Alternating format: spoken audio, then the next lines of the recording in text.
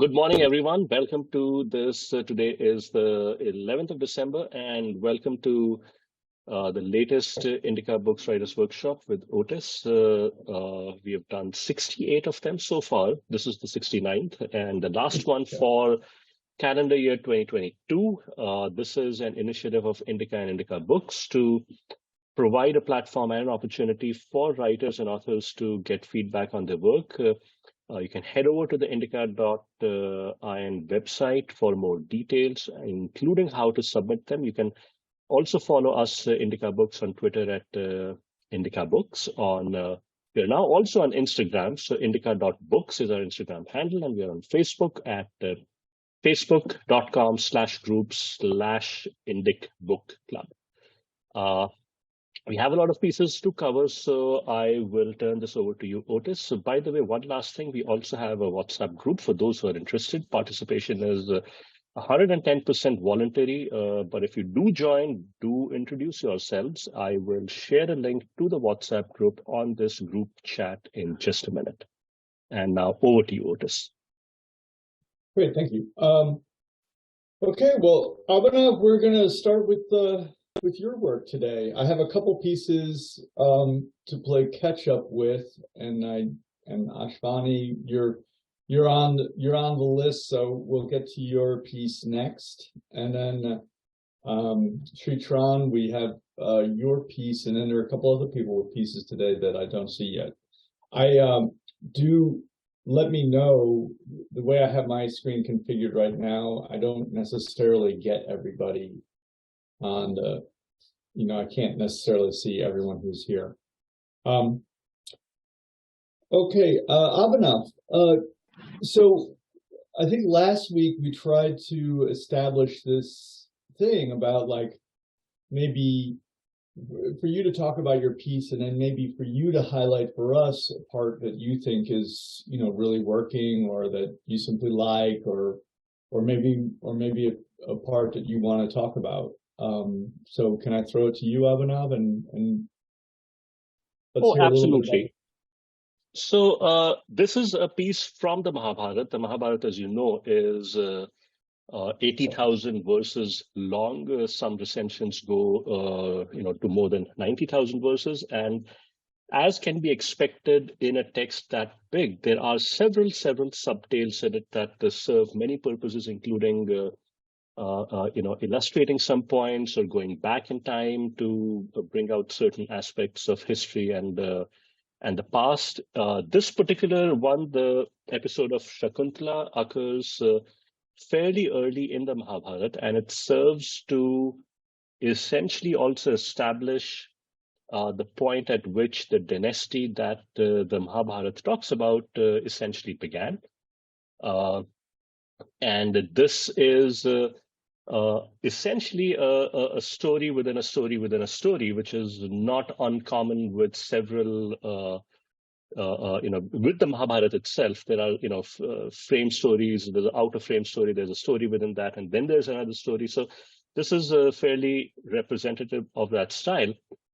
This one in particular is a favorite of mine because the protagonist is a female here, and a very independent, strong-minded person who is willing to, she stands up for what she believes is right, and she, in a manner of speaking, is not afraid to give back as good as she gets.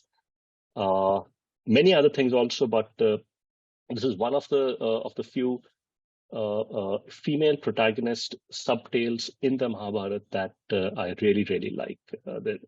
The entire story itself of Shakuntala, encapsulated in the Mahabharata, is longer than what I have in this piece. It actually goes on for it's about 3,000 or 4,000 words. This one is only about 800 to 900 words. So I've just made a very few changes to kind of make it self-contained, but I don't think it's possible. I could do that completely. So I think when it starts, there is some amount of abruptness, which hopefully, in the fuller version may not be there. But and as far as my favorite part in that goes, I like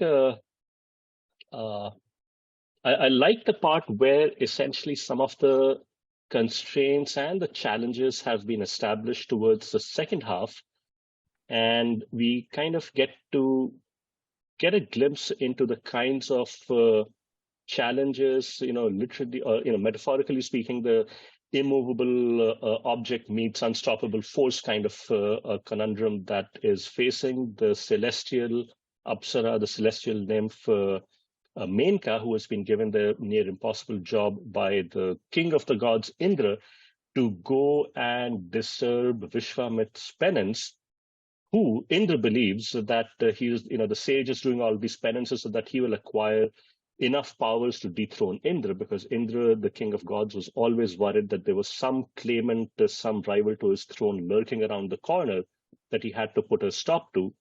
So he was a very busy god that way. But in this particular case, the problem was that Vishwamitra was not exactly an affable sage. He was he had a quick temper. He was prone to throwing curses, which was also a weakness of his. But nonetheless, where this story ends is where Menka is faced with the unenviable job of doing what she has been, essentially can't say no to the king of gods. Okay, great. So do you does this section starting here, this was the time, is that a good place? Yes. Would you read from there? Yes, sure. Okay. Great. Okay, so I'm going to read from here. So this was a time when sage Vishwamitra was deep in meditation, acquiring austerities that would elevate him to the status of a Brahma Rishi, a sage who has attained the highest level of enlightenment, to rival Vashisht, another Brahma Rishi.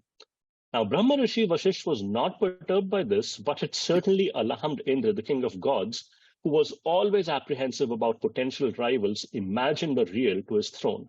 The surest way to halt Vishwamitra's mission was by, interrupting his meditations. Indra summoned Menka, the most beautiful of Apsaras, and told her to seduce the sage and to turn him away from his rigid austerities. If ever something was easier said than done, it was this. There was one insurmountable hitch in the king of the gods' plan to interrupt Vishwamitra's penances. It was Vishwamitra himself. He was not exactly an affable sage.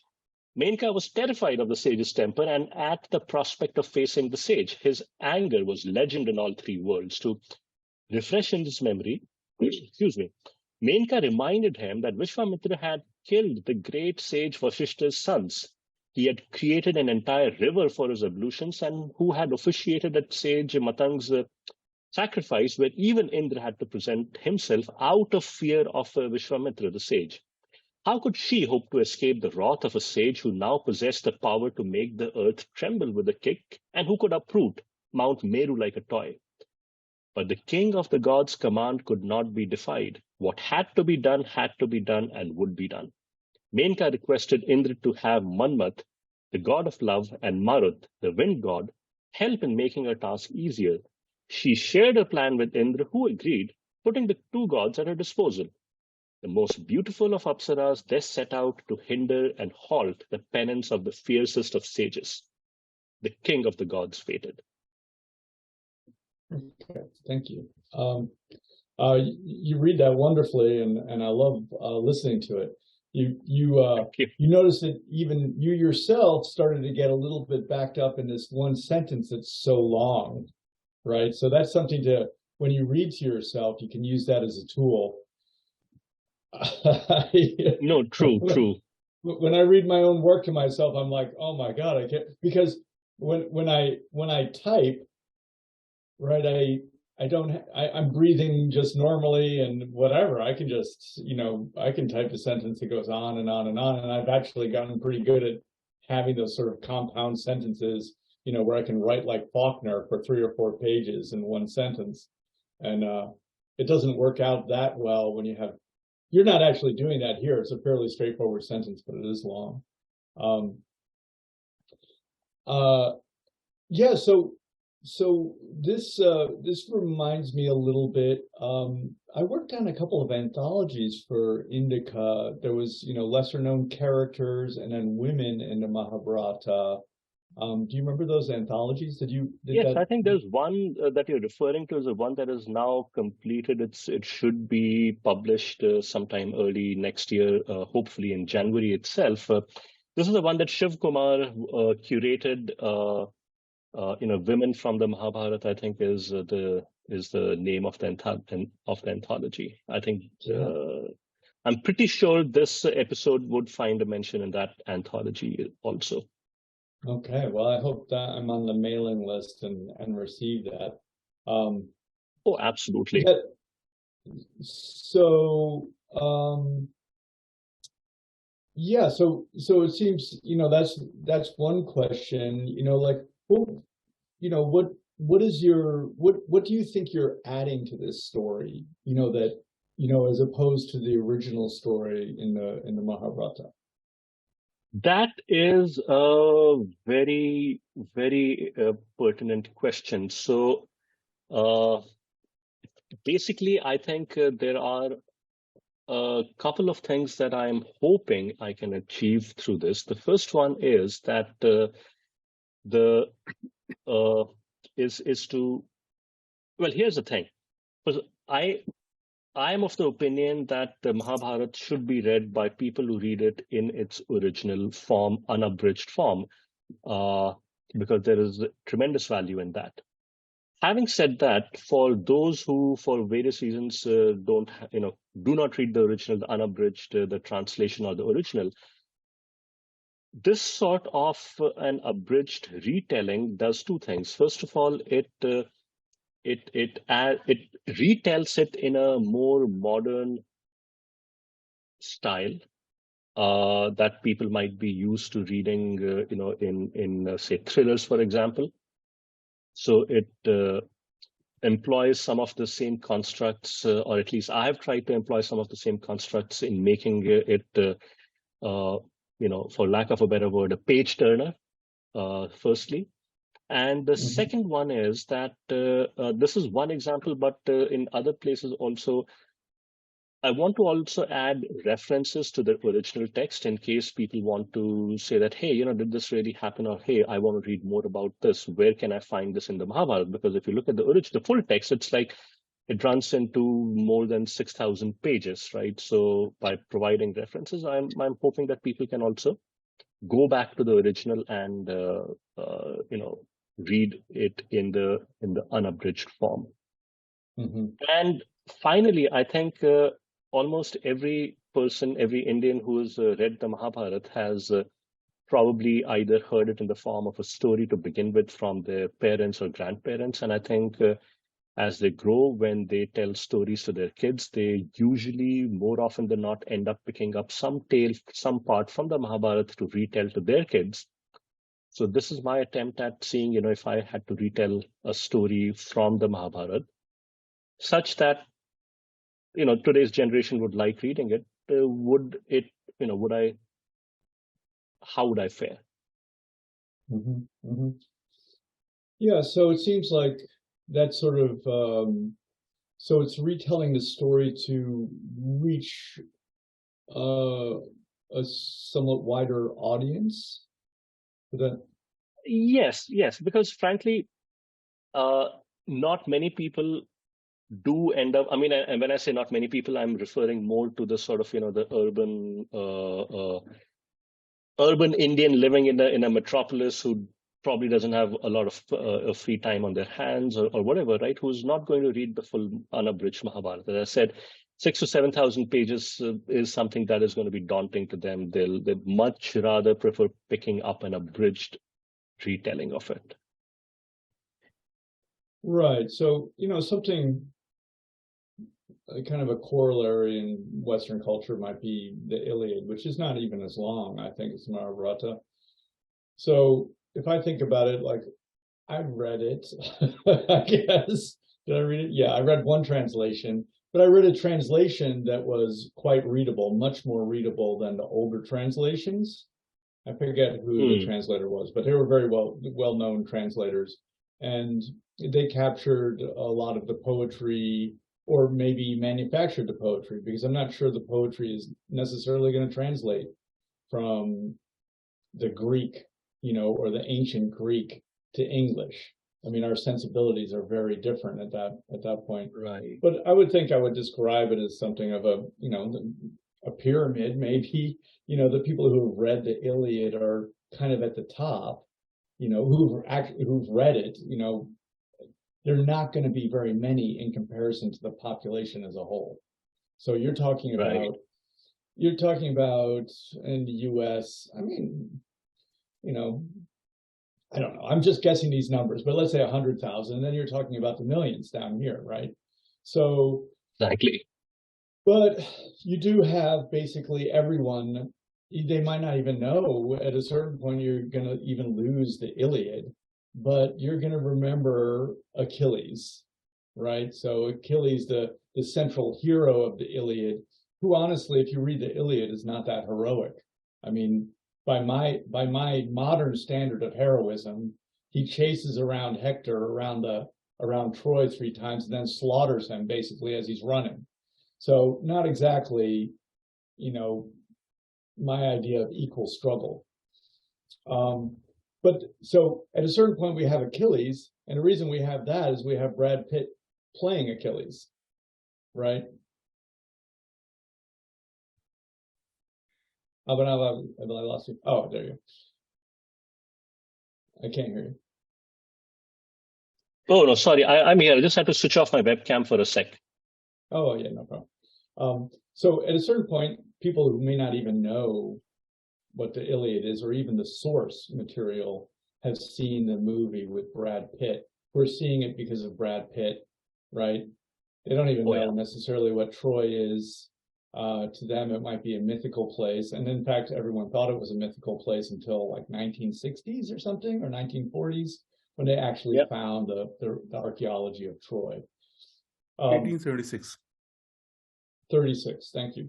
1876. 1876, yeah. 1876. Okay, thank you. Yeah. So they know the story of Helen, maybe. But maybe even less so. Anyway, so it's a question of reaching audiences, and then making the story memorable. And like you say, this is a story that probably has it has an oral tradition that persists in India. People will tell these stories, in the same way. So for me, a corollary would be something like Aesop's fables. I heard those when I was a kid. I don't think everyone hears those when they're a kid, but or maybe they do in some form, or maybe I guess in the US it could be like Bible stories, right? I mean, we Sunday school and Bible stories, we hear those. So I think that's a good criteria. And then I think we might want to think about, I guess I would try and push towards the quality of the engagement. Abhinav, over the years, that's really where I go to with stories. What is the quality of the engagement? To write something that the reader can't put down, something that they will never forget. And the reason that they never forget it is because they feel like they participated in it themselves. I mean, there are stories that I've read that, this is when I was younger and I couldn't really separate fantasy from reality so much. But there's stories that I've read that I've talked about as this, I actually had those experiences. That's a quality of engagement that I think you might want to be after with a story like this. I mean, that's really adding something, because what you have in a sense, even with the, I don't want to generalize all the stories in, minor characters, for example, but like people who are coming to those stories are people who are interested in reading a story from the Mahabharata, right? So they're sort of making a choice of like, I don't want to read the epic, maybe, which you're saying that you want people to do anyway, right? But they're saying maybe that would be the number one choice, to read the original, some kind of original version, right? So the more you get to originality, the better. But a lot of people will say, well, I don't want to do that, but I am interested in the story, so I'm going to read this one instead. that still creates the motivation. From the reader has the motivation. The kinds of stories that I sort of advocate for are those ones that, you might imagine that this is sitting on a bus, right? Someone has left it on the bus. There's a book, and then someone opens it. And the reader, I think we want, is the reader who doesn't want to read our material, in a sense, right? Like they have no interest. I mean, when I write something, I know my mom will read it, right? My mom will read it, but I need to have readers that are not my mom, right?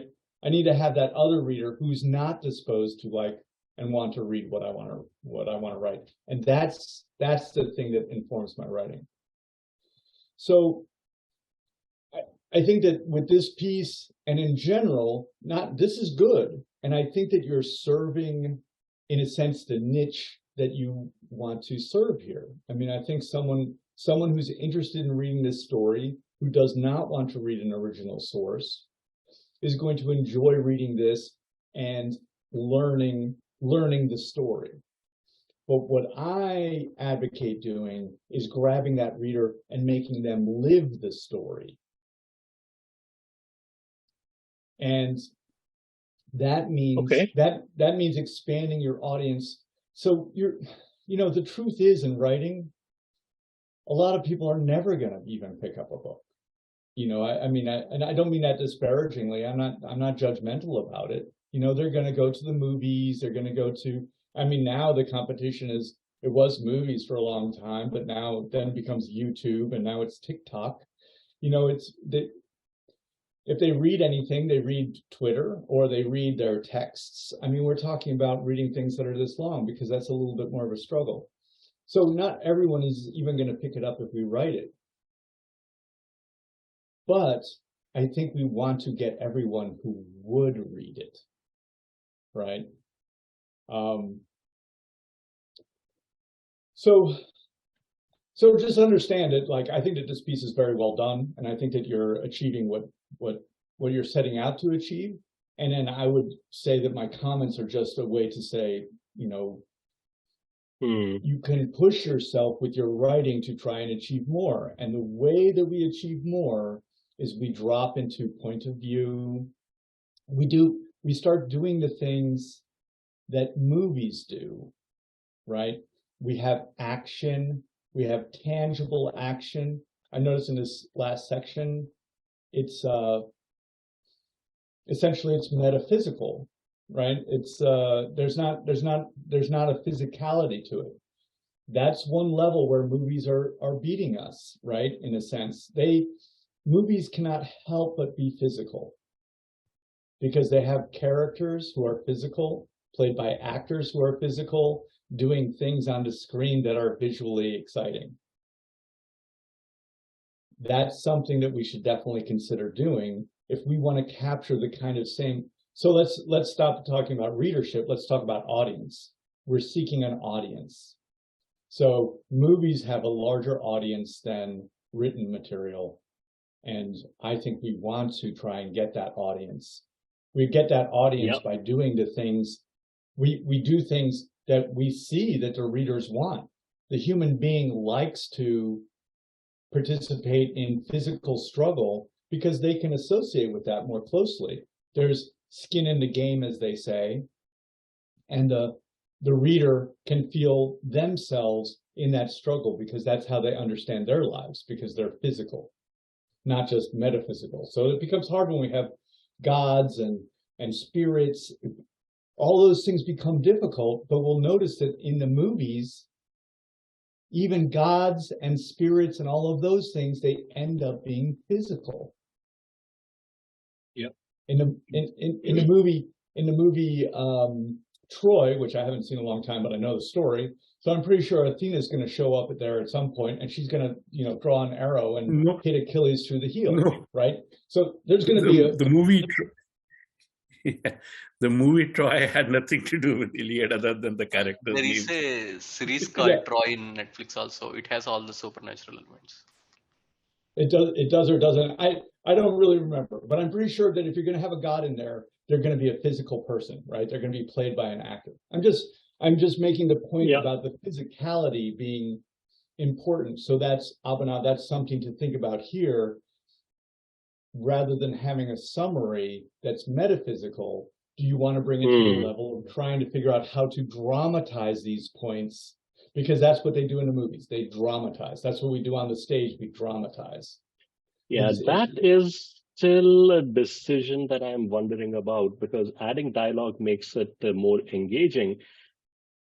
It does so it comes at a cost, and I just have to figure out how to weigh the two. But I think what you've just said is something that I have been kind of debating and struggling with.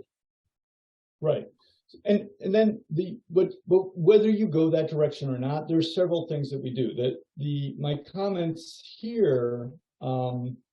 So I say this is nicely written. What does the piece wish to accomplish? And this is what I mean by wish to accomplish. Really means, what do they want to do with the audience? And it seems right now, like we say, and I don't want to put words into what you wish to accomplish, but it's sort of like those who are interested in Mahabharata but will not read, let's say, more difficult versions might go to this version. And so if that's the intent, then that's also the accomplishment, and I think that you do accomplish that. Another way to gather audience, though, is to create this bond between the point of view character. This is the thing that I'm obviously I'm like a point of view preacher or something. This is the bond that I strongly suggest, whether we physicalize it or not, whether we write in scenes or not, that we draw the reader into have them resonate with the experience of the point of view character, whoever we consider central, and however we treat the point of view. We can have a distant point of view or close point of view, but it's really to bring them into the character's struggle, which is done by outlining that struggle, making that character commit to it, engage in it through the middle, and then arrive someplace at the end. So that's another level in which we gather an audience and create a more, like in Spanish, simpático, right? A sympathetic connection between the reader and the point of view character. So that becomes a level here where now, if I read it up at your level, okay, I read about the story, I understood it intellectually, great. Maybe I take it on, maybe I want to tell it to my children because I feel like I can. That's all great. And so that history gets transmitted, right? You find you're taking from the Mahabharata, you're finding an audience who reads it, they might then speak it. So the history of this experience will get transferred down through the generations, and that is a worthy thing to do. I'm talking a little bit about now making it so that the reader feels as if they've had the experience, which deepens the quality of it. Yeah. And that happens basically by creating this A, right? The beginning plus the middle, B equals C, the ending. So basically we have a movement through it that arrives through, a narrative logic that takes the reader along with the character on a journey through this experience that leaves them someplace different than where they began. That is the key to it. And then that feels like, I'm going to say, a verisimilitude of life. Yeah. Right. And I mean verisimilitude because in life, we might go through life and it's never A, B equals C, right? We're born, we have a bunch of experiences in the middle, and we get to the end and we're sort of like, so we can have a life that seems devoid of meaning. A story is something happened, which means it does have a meaning. It does have this accruement. It begins here with A, I'm like this, I'm this person, I have this experience, and then I have this takeaway. So that is also, even above point of view, So like I'm saying, we don't have to write, even above scene and dialogue, we can throw those things aside. This form of A, B equals C, that is a more fundamental form. That's the first access point, right? It's like you probably know that you probably know the story of, you know, the turtle and the scorpion, right? The turtle meets the scorpion by the river, and it says the scorpion wants to go across, and the tortoise is like, I don't know, well, maybe you can get it. I don't know, I could take you, but you have to not sting me. And then they go, and then the turtle stings. My mother told the version where the turtle, it's got a shell, so it just submerges and the scorpion dies. You know, it's not the both of them. But anyway, A, they meet. B, they go across the river. C, the reader understands something from the experience. I haven't really used scene, it's all in summary, but still that essential journey gets expressed. So that's something that you can also think about bringing here, but these are just levels depending on what your intention is. Got it. No, thanks, Otis. I think you've given me something to think about again, which, as I said, I've been kind of pondering over, but I think I'll go back and try and rethink it more. Well, you know, I think that this is a great version, and I think it's a useful version, and I think that there's a readership that would like to read it, and it's wonderfully written. So great. So put it up there. For us as writers, I think, you know, these are the kinds of problems that we really want to deal with, you know, bringing it to this other level. Exactly. I mean, I don't know, have you seen this treatment? Have you seen a treatment of this story in the movies? Oh, yes. Lots and lots of times in movies and plays and dramatized adaptations. This is one of the more popular stories from the Indian epics.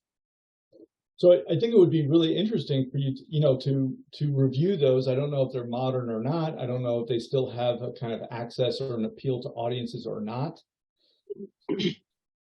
But these are all things. These kinds of storytelling techniques have been developing. I mean,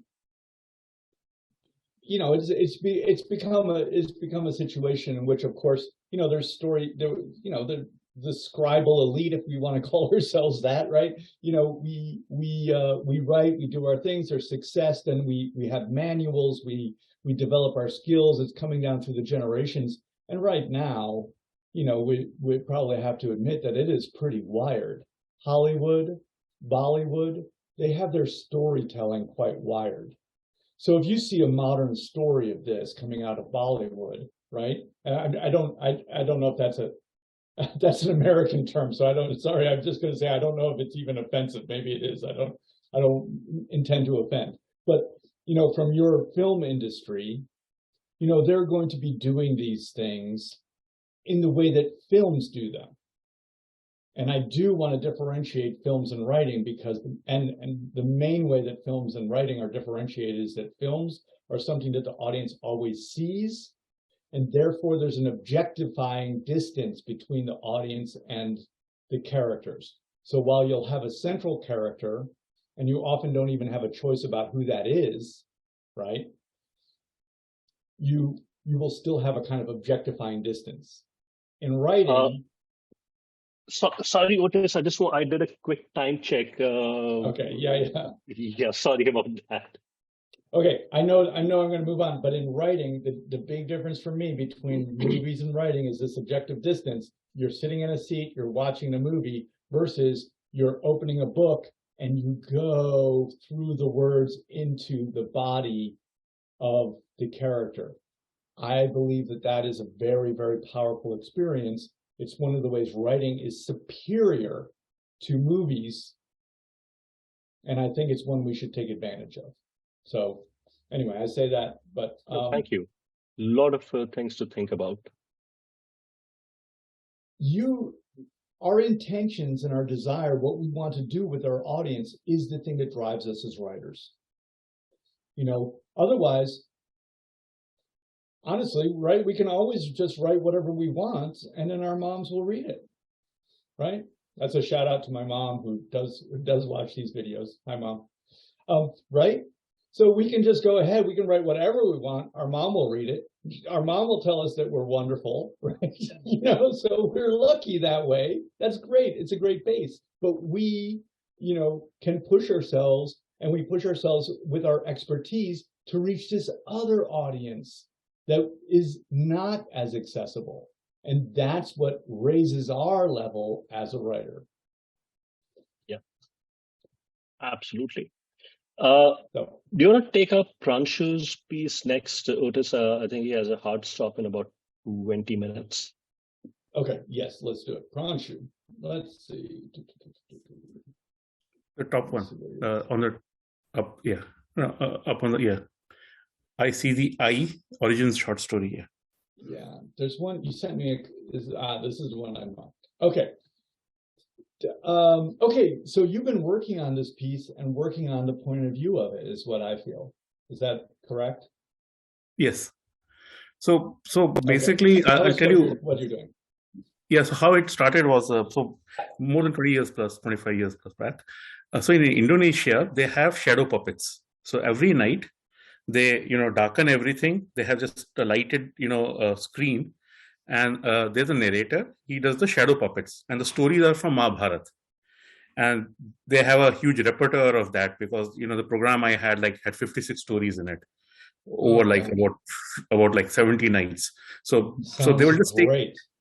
And everybody knows in the audience, and they have a full packed house every day. Everybody knows the audience. I mean, knows the stories. So they do it in a way basically that the story is told as is for the children, for the others. They are familiar. Children, you can tell the same thing again and again. They'll come again and again. But then they will add like a bunch of jokes or something. So there'll be there's narrator. And here the concept of narrator, say in Indonesia, say in Mahabharata in India, it's the writer is Krishna Depayan. Hero is Krishna, heroine is Krishna. In Mahabharata, they sort of fused all of them into the narrator. So Krishna doesn't have many stories actually, because he is the person who's actually showing these things. So it's a sort of Krishna, and no, it's not only Krishna, it's the Krishna plus the writer plus even the actually she's called Saudamini, means lightning. At the end of the night, right? They open the lights up in lightning sort of. So last part is always like the message. You're saying A plus B plus C. What the you need, so they basically make it spell it out very well.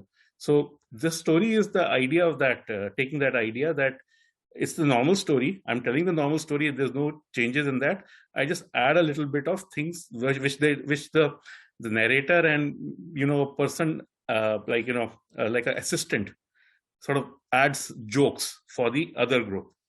And then there is they call it the pundits. So the third group basically they always add these clues. Every other line there's another story hint, like as when I was talking about that, it's a 6,000-page story, so there are a lot of stories and connects. So in that one story, and so at the end of it, there's this cheeky guy who comes up onto the stage and says, "Hey, this story has 20 points," and they'll have something normal, like I added, for example, the epidemic, the pandemic, the COVID pandemic, right? So they will have something like this, like the one there was happening during the Indonesian elections. So they had a lot of jokes, literally, in the story of Mahabharata, with the modern, what is happening out there. So it was a story of Garud flying over, with the Amrit. And he says Garud is flying over Dhritarashtra's house. Abdul Wahid, one of the contestants, was blind. So they're saying he's winning. The princess will not win. So Meghavati Sukarnoputri was coming second. So it's like these jokes are there. They're part of the story. If you see it as a story of Mahabharata, it's still a story of Mahabharata. But this is the pundit. So this is like the character, like me, coming in, like someone who makes jokes and interjects. Yeah. Another part of it is that they change languages, because Indonesia has multiple languages. So I try to add that. Okay. Okay, I'm going to tell you. So I just, people tell me things, or I read things, and then things start going off in my head. Basically, this is my training. You know, like I imagine things, and I'll tell you that in this story that you've just told me, because you're telling me a story, I am so intrigued by these shadow puppets and the children who are watching the shadow puppets. And if I could have a wish list for you, Pranshu, you've gone to these, is for you to write a story about some children who sees these shadow puppets, see these stories, and then they go out and live their lives and have their shenanigans. I would love a story about those children, because that is a tremendous, which to me, you know, it might allow us to come to an agreement in a sense, where you get to have your stories that are coming from the Mahabharata that are maybe somewhat metaphysical, but notice physicalized in the shadow puppets. Does everyone get that? So like these stories are being physicalized, even though they're only being physicalized by shadows, right? I love this idea. They're still being physicalized so people can see them. And that is actually, so we have the stories of the Mahabharata. They're making shadow puppets, right? And narrating the story with shadow puppets, which does what? We can agree increases the audience and increases the memorability of the tales. That's why they're doing it. But anyway, you get to have that. And then I get to have my real characters, contemporary characters that I can identify with, who are human like I am, doing things and getting involved in shenanigans, and also living within this frame, in a sense, of these stories that are so important and so amazing to them. Anyway, that's on my wish list for you, Pranshu, that you will write a story about Indonesia and these about some characters in Indonesia, and then have these shadow puppets as part of the story. That's my wish list. Let's have you pick out a section here that you wish to read. What do you think? Which part do you like? Oh, the second page. We can do it on the second page. When the next prince, after this, this drone demanded, what can you see? Okay. So you had said, like, how do I differentiate the princess? Yeah, one of the things is that, puppets are like slightly different. So they look different to everybody, right? So, right. So that part I was trying to put, like, by saying like wolf-bellied prince, the eldest prince, the son of the king. So that way it sort of differentiates. Right. But you'll see that there's a difference between the wolf-bellied prince and seeing a prince that's seeing even the shadow puppet of a prince that's very fat, right? So like, if that's what that means. I don't even know what it means necessarily. Maybe it means that they have an incredible appetite. Like I don't know. But that's basically it. See, names mean nothing to us, really, right? Yeah. We need visuals, and we also need character and action, right? I mean, you've dealt with this before, but we need all those characters. Each character both has to look different and they have to act differently. I'll go again to the movies. If you see the movies, right, even if you see like a B movie with just a bunch of, action movie, you're going to have like 4 characters, and one guy's going to be good with a gun, and one guy's going to be good with a knife, and one guy's going to be smart, and one guy's going to be the driver. Okay, so we have an eye patch or something. Yeah. Exactly. Or they have a limp, or if you're watching a French film, one of the characters will have a red beret on it. I mean, we know how this stuff is done from looking at the movies, but we don't realize it, and we don't realize how well it works.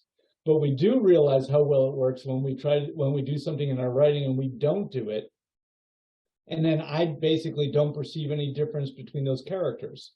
Like, this is it's a kind of rudimentary level. I will say again, people are miracles, and characters are our tools in storytelling. We use people like those shadow puppets, right? Even with my hands, right? It becomes more lively. I can tell a story, right? It works. So yeah, we do have that issue, but go. Why don't you read a little bit of this, and you're getting involved in scenes. I like that. We're talking about that scenes, but we're talking about some more things to do in between so that reader can really enter in your story and see the world and not be confused by it. That's the main thing. We want to keep there's two poles that we want to avoid. It's on a continuum.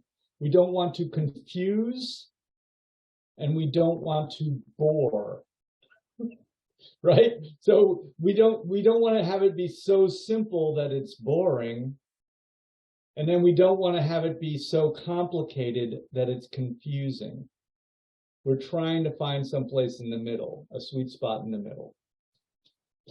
Okay, let's hear a little bit of this. Ron. So, yeah. So the wolf-bellied prince replied, "I can see the tree, the branches, and the leaves. I see the little fallen down nest at the base of the tree and the little chicks playing at the base of the tree. I see the rascal wildcat, which is slowly moving towards the little chicks, thinking to surprise them. I see the wooden bird on the top of the branch." Drona replied, "Stand down, do not shoot."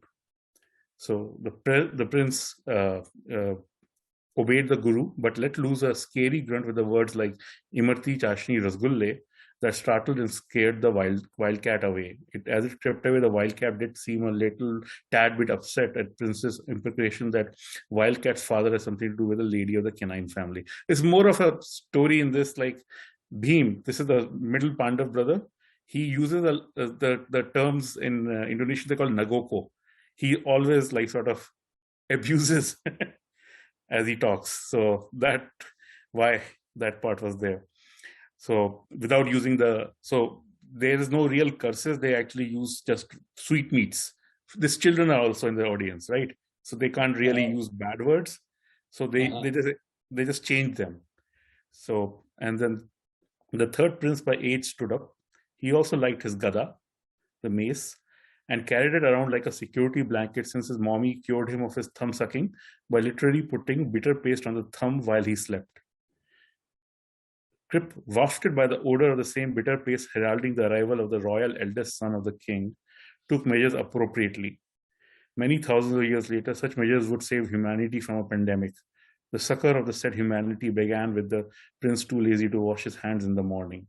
The odorous one came upon Crip. He handed his gada to the otherwise occupied Crip. Oho. And then next is Oho. The Crip otherwise engaged in covering his mouth. Oh, okay.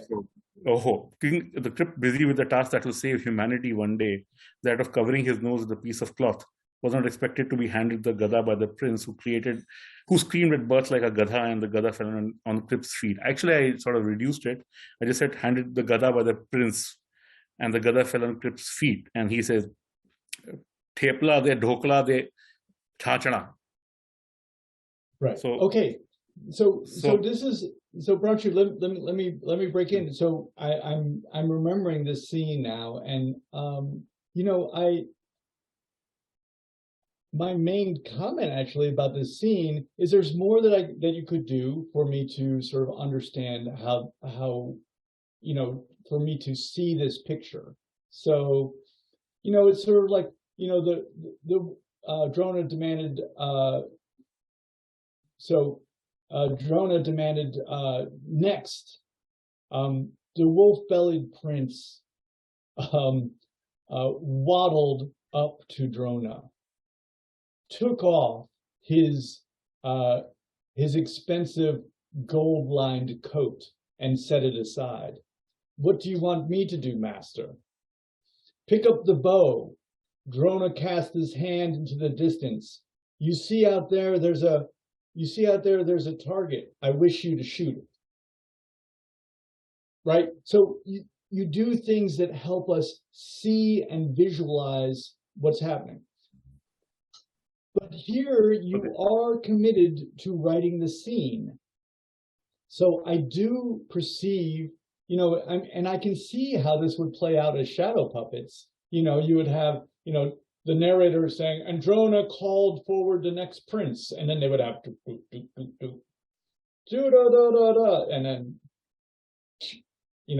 and the narrator would be filling in for us, and we'd be able to see it visually. It would be like a movie, right?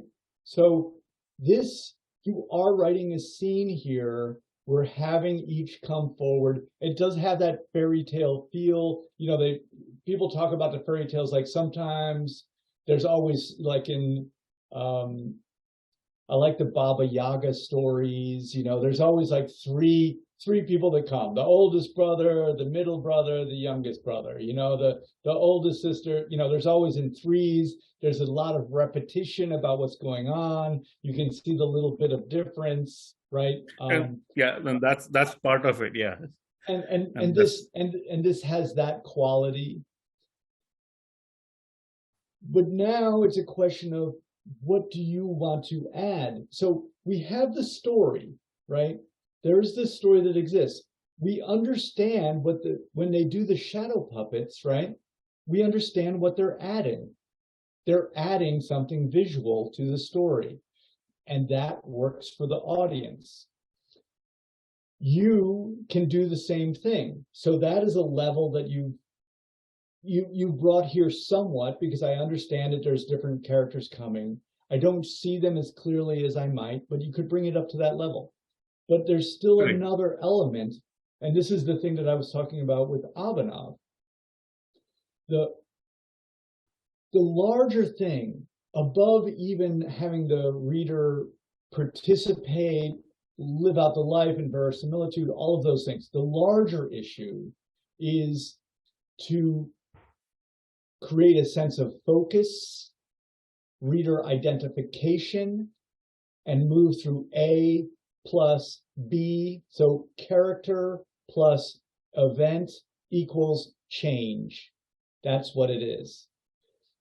And here, my note is, oh, sorry, where's my note? What happened to it? Oh, that's differentiate the princes. I say, I don't know the focus of the story. I, as the reader, don't know whose experience I am following. Now, this is the issue of point of view. Point of view doesn't mean that I have to be in the head. You can tell it wherever you want, but I don't know who the focus is. If you were watching this in the movies, you would be focused. The camera would help you understand, is this Drona's story? Is it one of the princes' story? Like, are you on one of the princes, and then he watches, and then one of the goes over there, and Drona says this, that, and the other thing, and then you return to that prince, and he has a little bit of sweat coming down his brow, and now we watch another prince go and shoot, and then we come back to this one. Who is the person that the reader is identifying with, and then is going to go on a sympathetic journey with? That is the next level, basically. Like, if we're talking about, these are stories from the Mahabharata, these stories are known. These stories are known. They're being done with shadow puppets, right? So that work is being done. We're not going to go out there and do shadow puppets, but the work that we're going to do maybe is decide who we're going to focus on and make sure that there's a journey that the reader can go along with in order to express this narrative logic of character plus event equals changed by the event. The character is changed at the end. And so that's an issue of focus. And I think that that's where you are with this story. I mean, I think you're working on it. Branshu, you have a way of having we've talked about moving parts before, you have different languages, you have all of these things. In storytelling, I might try and say, master the basics before you like Picasso, I think we talked about before, he could paint something that looked exactly as, like a trompe-l'oeil before he started doing his abstractions. Yeah, exactly. You're bringing in other languages that I cannot read or understand. So that means I'm looking at things. And if we're thinking about the sweet spot between boredom and confusion, which way do you think I'm going if I'm reading foreign languages I don't understand? Right. I'm going towards confusion. So we centralize the character that we focus on. That helps us avoid confusion, because basically I'm confused here. I don't know whose story I'm supposed to be following. So I'm confused. I'm not bored. So good.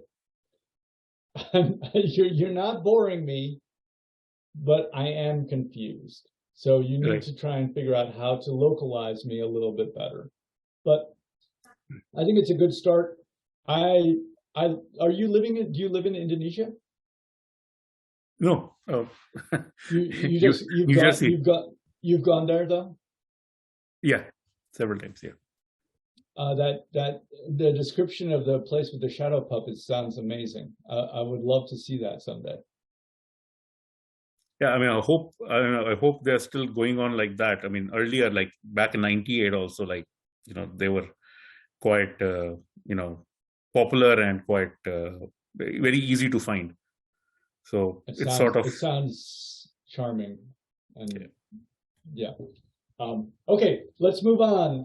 But thank you, Pranshu. I always enjoy your work. Thank you. And I love your erudition. I love that you can use these other languages. But one thing we do not want to have from our reader is our reader thinking and being impressed by the writer. Okay. We don't want that. We do not want that. I'm telling you.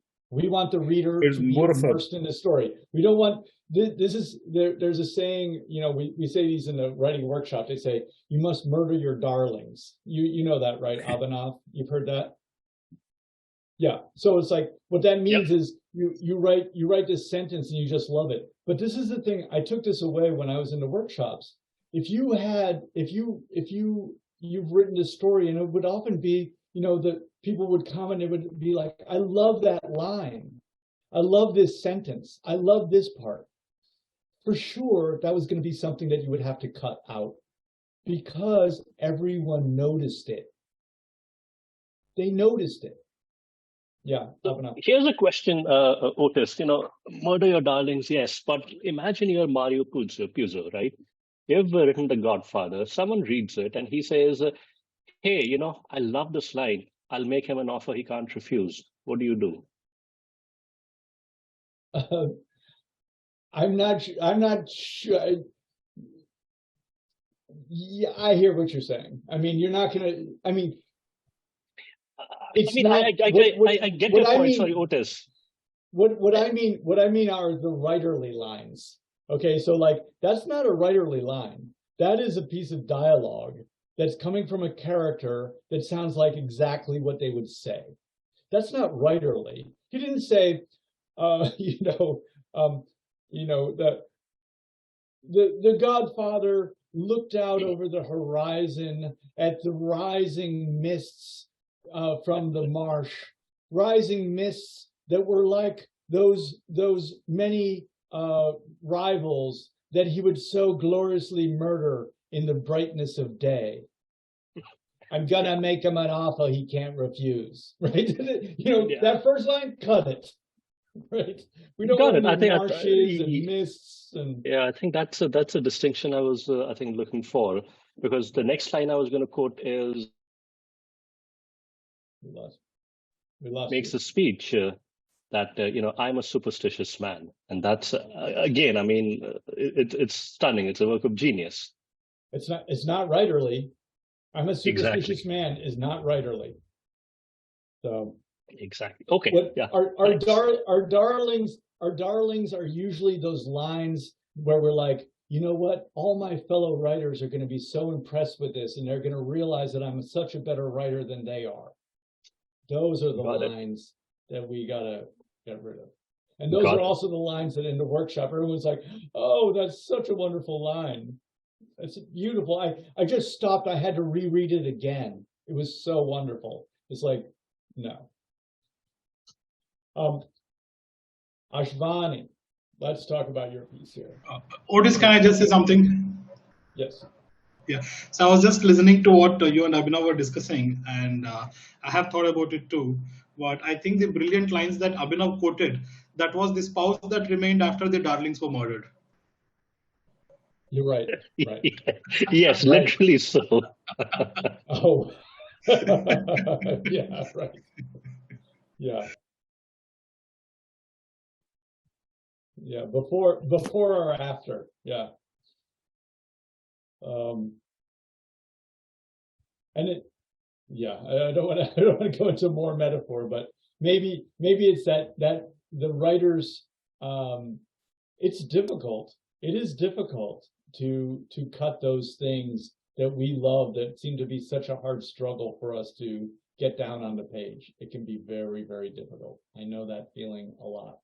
And maybe that's another reason why we are able to understand characters like the Godfather. Okay, Ashvani, thank goodness we're getting to you. We are not doing great on time, Abhinav. We're going to have to move much faster. And tell us a little bit about this story, Ashvani. Okay, this is just an imaginary story, but it could happen to anybody who's got a car, who travels on roads which have comparatively less traffic, and either sees or passes by, just gives it a pass, some accident on the road. So the story is a conflict between the husband and the wife who cross such a scene, and one has got an idea that they should stop and help, and the other person feels that it's not a good idea to stop because of various reasons. The car will get spoiled, etc. They might get involved in a legal battle with the police, etc., etc. And while all this confusion and they're sort of nonplussed as to what to do about it next, things take control. Things have a dynamic of their own, and the crowd pushes that injured person into their car, and they end up carrying the person to the hospital, even though they haven't really reached their considered decision that they are going to do it. So that's what the story is about. Okay, so I'm going to say something. I'm just going to be honest, Ashvani. I remember this story. Okay, so I'm going to say that I have a human brain like everybody. Abhinav, not to pick on you, I did not remember that story. Pranshu, I didn't remember your story until you started reading it, and that reminded me, triggered me. And in a sense, Abhinav, your story was more metaphysical. Pranshu's was more physical, but I was still confused about what my central focus was. And this story, not at all. I was completely immersed in this story. I understood everything that was going on, who was going on between. There was a conflict that was being dramatized for me in front of my eyes that I participated in. As soon as you started talking, Ashvani, I remembered the entire story. I don't forget stories. I forget people. I forget names. I don't even try to remember dates or numbers, forget it. But I remember stories. I remember some stories from, I remember stories of students from 20 years ago. So I remember the story. What part do you want to read, Ashvani? The last two paragraphs. Yes, absolutely. Thank you. I'm glad you picked the right ones. So we go through this. We see there's one paragraph. Okay. From there, the drive to the hospital? Yeah. Okay. Half an hour later, Anil was getting impatient, especially as Indira had gone unusually quiet. He considered simply driving away. As he turned towards Indira to broach that suggestion, he saw a youth attired in a blue gown walking towards them purposefully. He was still 10 steps away when a sari-clad, shrieking woman. Sorry, I'm not sure where you're starting from. I started from half an hour later. The last Okay. paragraph on page 5. Oh, I thought you were going to read the last 2 paragraphs. Yeah, so that is the last, half an hour later, and then the next paragraph is she went on.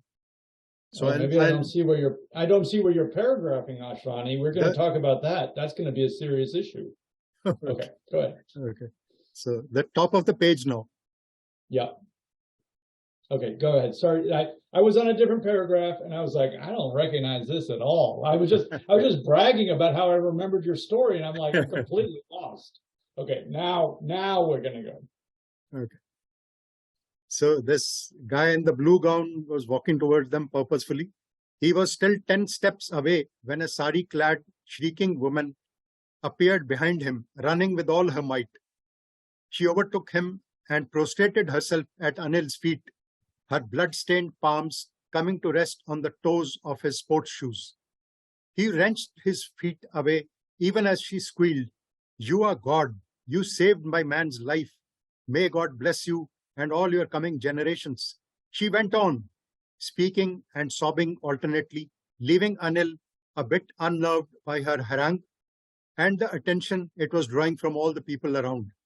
He looked at Indira and in one glance conveyed confluencing emotions: satisfaction at saving a life, remorse at almost not saving it, and gratitude to Indira for making him save it. Mild angst at having to invest in new seat covers for the car would come later, but for the moment, his mind pushed that thought into the background. I love this story, Ashrani. Thank you. We've probably talked about it before, but I've suggested to you that you read Chekhov. I have? Yes, you've told me many times. I have? I've told you many times? Yes. Wouldn't you like if someone said, he's the Indian Chekhov? Put that together. We want that.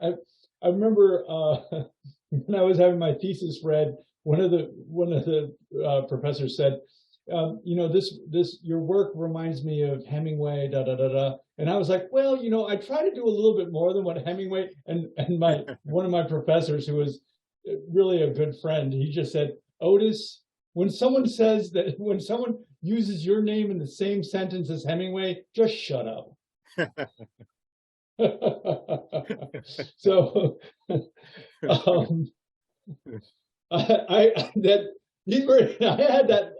it's funny that professor gave me that lesson about a number of things with always the same ending.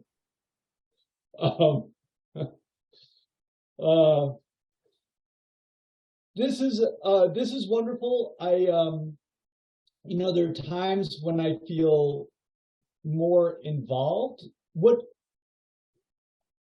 Let me ask you, what is it that, I had this kind of standard of like, why do you like this section so much? Let me hear from you. Because it's a universal story, in the sense it could happen to anybody, like I said earlier. So I wanted to make it little unique and yet have that universality, but the story ought to be unique. So the only way I could do it was, and there was no surprise ending possible, the O-Henry kind. So the only way I could make it unique was by putting something into words which conveys the scene at that last minute of what's happening at that time, what's going through the protagonist's mind, which is that he's got confused things. He really didn't want to save that person, but he ended up saving him. And he's still worried about his car. that he'll have to, buy new seat covers. But for the moment, he is ready to bask in the sunshine of that happiness that he saved somebody's life. And his wife is also pleased. And about the seat covers, okay, he'll think about it later. Okay. Ram, did you have a question still? No. Okay. So, Ashwani, I think this is a wonderful piece. I'm going to tell you how I react a little bit. So, a half an hour later, that's a transition. Anil was getting impatient. So, that's a place where I would say show, don't tell, right? So we're talking about bringing up to another level. I think you have a wonderful story sort of drawn here. I think where you get to at the end, I was sort of hoping that you might center on that, because you really funnel all of the emotion here into this ending. He looked at Indra and in one glance conveyed confluencing emotions. Is a little complicated. Satisfaction at saving a life, remorse at almost not saving it, and gratitude to Indra for making him save it, right? These three things. He has that feeling at once. And then you add to it mild angst at having to invest in new seat covers, right? So this little thing, the working, he has this sort of complicated, but even transcendent, it's transcendent, but it's also complicated, right? I really like that. And then sort of countering that is already this thing about needing seat covers, the inconvenience that this is going to cause him. He pushes, and that's there, and it's almost dragging him into this material world again, but he pushes it out of his mind in order to enjoy the transcendent, though complicated emotion he has just for moments longer. It's wonderful. Thank you. He was still 10 steps away when a sorry-clad, shrieking woman appeared behind him, running with all her might. Okay, so we have a point of view problem here. If we're in his point of view, he can't see it. He can't see someone appearing behind him, right? Running with all her might. She overtook him, right? So these are, if we're in his point of view, we could be more focused in his point of view by having her come at him this way or something else, or hearing her first and then seeing her throwing herself down at his feet, right? So shrieking woman is also a little bit stereotypical, so that character isn't as humanized as I might like her. And she's going to be a stronger character, because what she ends up saying, if she's humanized and not just a shrieking woman, right? If she's humanized, what she says is going to be more meaningful. She's a person who has been deeply affected by Anil's actions, that he really didn't want to be involved in the first place anyway, that we know. But now she's really, her full humanity is really thanking him. So the more human we make her, the better. Okay, running with all her might. So we don't know about appearing behind him. We don't know about running with all her might. So in terms of, boredom, you're not boring me at all. But I'm confused because I don't have that centralized point of view that would make me feel very secure. There's a lot going on, right? So you want to bring me over to this secure place where I'm focused and things are clear.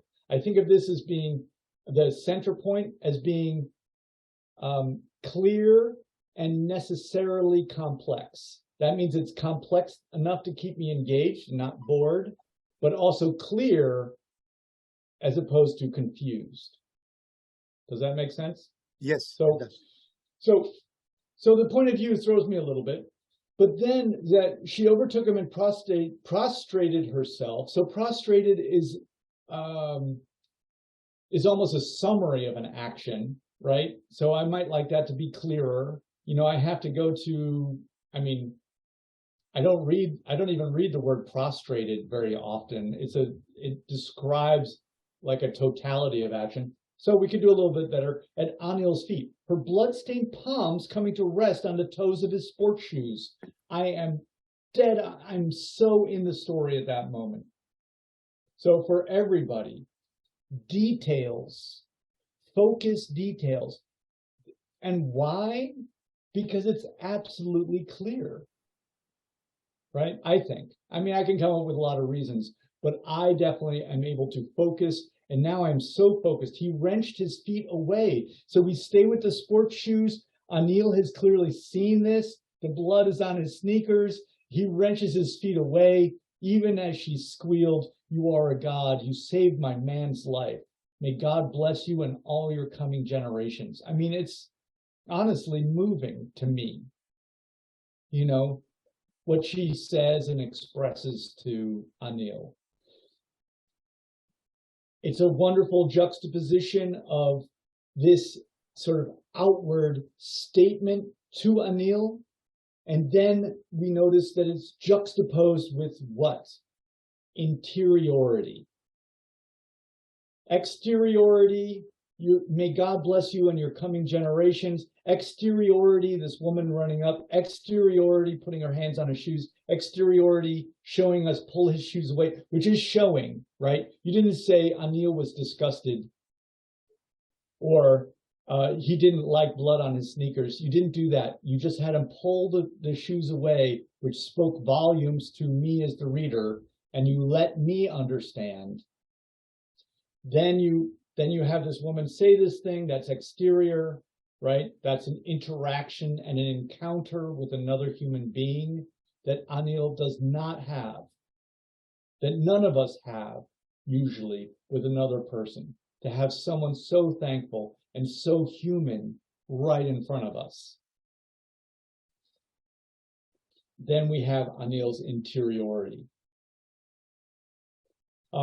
It's a wonderful moment, but it could be heightened even a little bit more. And I hope you will do this. I hope you will heighten this story, and then I hope that you'll send it out.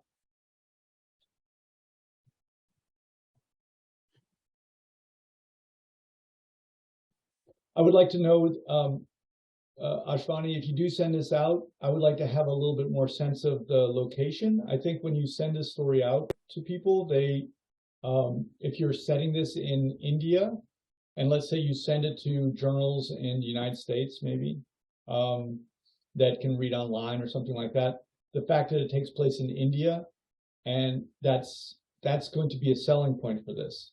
Because one thing that readers do want, I believe, they want to leave their world behind and go into another world.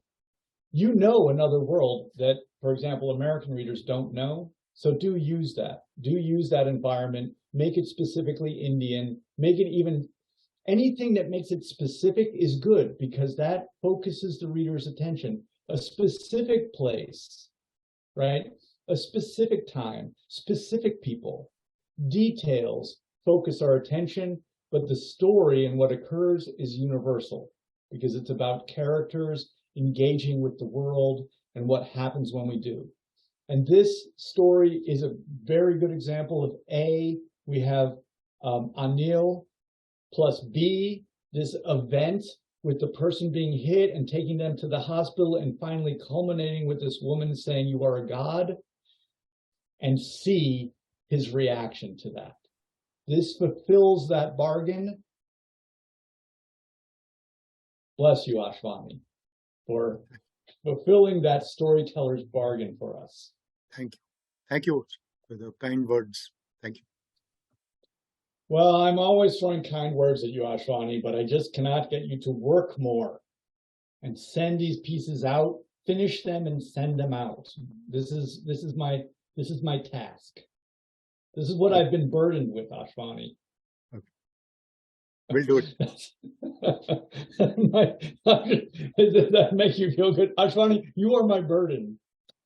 But No, it's I'll do it. I'll do it. It's wonderful. It's wonderful work. I know I'm not going to, I don't have time to tell this story now, but someday we will swap more stories. Okay. Maybe when you come to India. Yeah, exactly. We will not have enough time to swap stories at that point. Vandana, let's talk about your story. And then it looks like, oh gosh, we're not going to get through all of our stories today. How many do you have remaining, Otis? After, so Vandana is one. I have Sri Charan, I have Vandana, and I can't see if Jay also had a story. I mean, we could try and move. How about if you can, then we can stretch a little longer, and I'll hold you to a 10, 12-minute limit. How does that work? Sure, let's try and do that. Yeah, I think it would be great to move through these stories. I also had Arun, but I don't think Arun is here. No, he's not. Yeah, so I think that would do it. Okay, Vandana, let's talk about your story. Vandana. Hello. Hi, how are Hello, you? Otis. I'm fine. How are you? Good. I think so. I had this story from. Let me see where are you.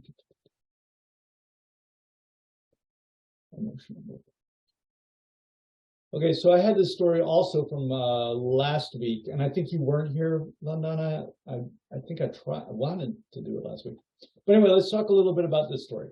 So what are you after with in this story? You wrote a little note for me too, so I kind of know. This story is about a teenage girl. It's about a teenage girl who in her childhood was very possessive. She did not wanted to go anywhere. She did not wanted to leave her parents. She did not wanted to leave her the secured front. But then as she is growing up, as she's crossing the threshold of this teenage, she is because she wants to study, because she's ambitious, she wants to study, so she has to go out. It isn't compulsory, but because she wants to go for higher education, so she is going out. And she's going out she's so the transition, it is about the emotional transition that I've talked about. Like what she was before as a child, she was crying and she was very cranky, not leaving her mother, not leaving her parents. And once she's a teenager, because of her ambition, how she has changed. It's just about Okay. that. Okay, great. And what part do you like the best here? And maybe you could read a couple, one or two paragraphs from here. I like the best. I like the first part. Okay. Do you want to read? Shall we have you read? Why not these first three paragraphs? First three paragraphs. Okay. Yes, please. Tears rolled down her cheeks. As the salt water passed through her face, her little heart yearned. Sitting in the playroom with her classmates, she felt alone. The teacher tried to console her, but no amount of coaxing and consoling helped the little girl. She was crying to her heart's content. It was her first day in the play school. Her mother had stepped out and promised to be on time, but was late as always. The hardcover suitcases of varying size were packed to its capacity. The teenage girl stepped out of her car. Sia wanted to stop back and move out of the present. She wished hard for the time to stop, but it did not. She could see everybody, her parents, siblings, family, and friends. She wanted to be with them. She knew this feeling. Her heart yearned. She had grown up with it and knew it had to grow out. She hugged each one tighter than the previous one. She wanted to be with them, hug them tightly, just like her little self. Sia did not want to go, but she was left with no choice, nor any options. She wished time would halt. Time speeded up. Her departure was announced. She dreaded this moment, and so did her dear ones. Okay, thank you. You read that wonderfully. I really enjoy hearing that. These sentences are nice and clear and they're crisp, and it was really a joy to hear. I love this line. She wanted to be with them, hug them tightly, just like her little self. That's a beautiful line. Thank you. Why do you like this beginning? I like this beginning because it is digging in right itself into the emotional things. The little girl, the little girl, she's so innocent. She's just crying herself out, and I, as a mother, as a writer, I want to help her out, but then I cannot. And then I'm just focusing myself to the teenage girl who is so confident, who is so brave enough, who has grown up so much that she can go out. She has planned herself for going out. She has broken the cocoon, likewise to say. Okay, great.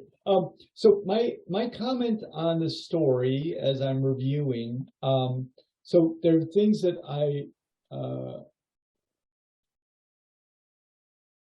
so I would encourage everyone to try and show things rather than to state them. You know, I'm marking at the beginning that this opens with pathos, so I'm drawing from the Greek and Aristotle. What is it? Logos, pathos, and something else. Ethos. Sorry, ethos, logos, and pathos. So pathos is emotion, right? So it's just putting emotion on the page. You know, a small child who's crying, that moves me. It moves me, but we want to be careful when we're using pathos because it can seem manipulative too. Like the reader doesn't want to have their emotions be manipulated through kind of just tropes, you know, a child that's being hurt. I do like this line, her mother had stepped out and promised to be on time, but was late as always. I mean, to me, that captures in an action, maybe a route to what's going on with this child and her psychology. But anyway, so I'm mentioning in the beginning to try and show. So I think that would bring the level up so that the reader can imagine these things rather than just hearing about them. So that's something to think about. I've got a little bit confused with reference errors. So we want to be careful with our reference errors because that, if I'm talking about the two sides of boredom, you know, the two things we don't want, boredom or confusion, when we have reference errors, which is basically using pronouns in a way that confuses the reader, we're moving towards confusion. And so that's going to throw me out of the story. But the main thing that I notice is that I don't really feel the general dynamic. So when I like Ashwani's story, and I don't know, Abhinav, if you're posting these stories for some feedback more widely in your group, but Ashwani's story is a nice example of it. So when I say A plus B equals C, there's a lot of ways to basically talk about A and B. Usually A is the character.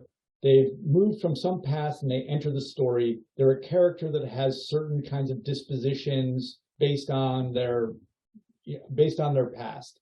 And they basically meet the antagonistic force, Vandana, which is B. So B is actually an antagonist. I say it's the event. I can say a lot of different things about it, but it's basically the antagonistic force. So it's A, protagonist, plus B, antagonist, equals C, what is the result?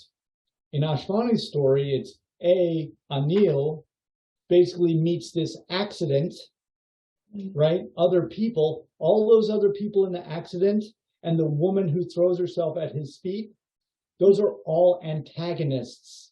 Because the fact of the matter is, in a story, the fact of the matter, I'm sorry I use phrases like that. Forgive me, everyone. Okay, the fact of the matter. What am I talking about? Truthfully. Anyway, the protagonist, for the protagonist, the whole world is a potential antagonist. The whole world is stopping the protagonist from doing what they want to do, which is not change. Basically, the main thing that the protagonist wants to do is not change. The antagonist comes in, we might think of them as evil or wrong or bad or whatever, but what they finally do is they teach, in a sense, the protagonist, who then learns something from it, which is the seed. So Vandana, in this story, I get the protagonist, right, who is this person, but what I'm not getting is the antagonistic force that creates a dynamic interaction, which is the action of the story. So, Vandana, this is what we then have here, going back to this idea of the two sides. Why can't I see myself? Where did I go? Oh, there I am. Good. So I like looking at my picture so that I know that I'm doing my visuals correctly. Okay, so we're talking about a joining of basically, we don't want to bore, right? So we need complexity, but we don't want so much complexity that it moves to confusion, right? In this story, because we only really have the protagonist represented, we're on this side. There's not a dynamic interaction. This isn't necessary. This isn't complicated enough. It needs to be complicated by an antagonistic force. Yes. Does that make a little sense?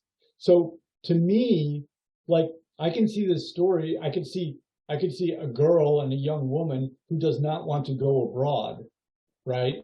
She wants to be with her family. And I could see an antagonistic force of a family that says, you know what, you have to go to the United States to study because that's what you have to do because of economic necessity. So there's the parents. So for the girl who does not want to go, she wants to stay. There's the parents who want her to go. That is a dynamic interaction of two forces. Now, you may say that's not the case. Maybe you talk about her ambition. Her ambition is just internal, right? We don't really deal with, we dramatize struggle. We don't show things, we don't write stories about things that are just internal struggles. And this will bring me to do my famous, I'm going to act out an internal struggle just for a second. Abhinav, I know you're time sensitive, but here's me having an internal struggle. So our issue is dramatizing. Our issue is dramatizing, right? The shadow puppets, right? Here's Pranshu, I love these shadow puppets. Here's an internal struggle by a shadow puppet. Okay, same thing. We wanted two shadow puppets. You know, we want Drona and we want the wolf-bellied prince, you know, out there together. You must do this. I can't do that. You must. I can't. You know, we need to have that dynamic. So that's the thing that I would like you to try and develop this piece. I think it's the diaspora, you know, of a people. I mean, that is a dynamic situation, and I think it's a wonderful issue to focus your attention on. So thank you very much for this piece. I better. Does that make a little sense, Vandana? Yes, I have included some portion, some part in the second one that I had submitted on 9th December. Oh, okay. You did. When I looked at the beginning, it looked like it was exactly the same piece. So I thought that was the one. So keep working on it, but think about showing a dramatic interaction. That's the thing. Get those characters on the page, doing things with each other. They say things to each other. They move around. That is a base for us to think about. The next level, though, of course, is to make those scenes interesting scenes. So the first thing we want to do is start writing scenes, right? We want to start showing these dynamic interactions. And the next thing we want to do is make sure that those scenes that we're showing things in are actually even interesting scenes, right? Having a daughter talk to her parents at the dinner table is not necessarily rising up to the level that we want. Having them, well, I often use the example of Hemingway. When he wants a father and son to engage with each other in terms of their relationship, he puts them on a boat in the middle of the Pacific Ocean, marlin fishing. So we want to have it not just be a scene, but be an interesting scene. but the first level to bring this up to is to write those scenes. Sure. So maybe if you want to work on this piece some more, and then submit it in the new year, that would be fantastic. Sure, I'll do it. Okay, thank you. Thank Let's Jay, where are you? Where's your piece? Hi, Otis. Is this you?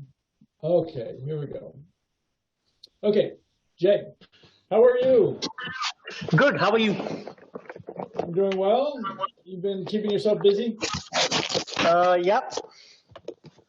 Okay.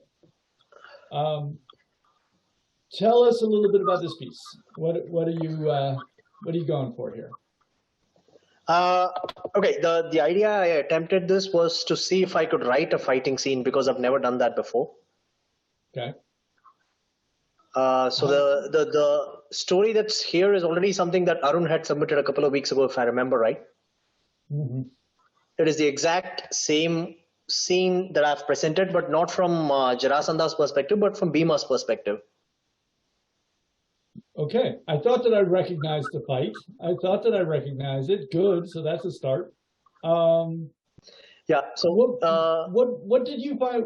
Let me ask you, since you were trying to write a fighting scene, what did you think were going to be the problems that you were going to encounter? I mean, I'll just say I'm glad that you're taking something on to test yourself. That's something that we as writers definitely need to do. Because I've never actually fought as part of a martial arts thing or anything of that sort in a strict setup, in a strict regulated setup. So I did not know if I would be able to write something that I've never done before in a convincing manner and holding the reader's attention. Mm-hmm. And so those two things were what I thought I would face as a challenge: whether the writing would be convincing, and two, whether it would hold the reader's attention.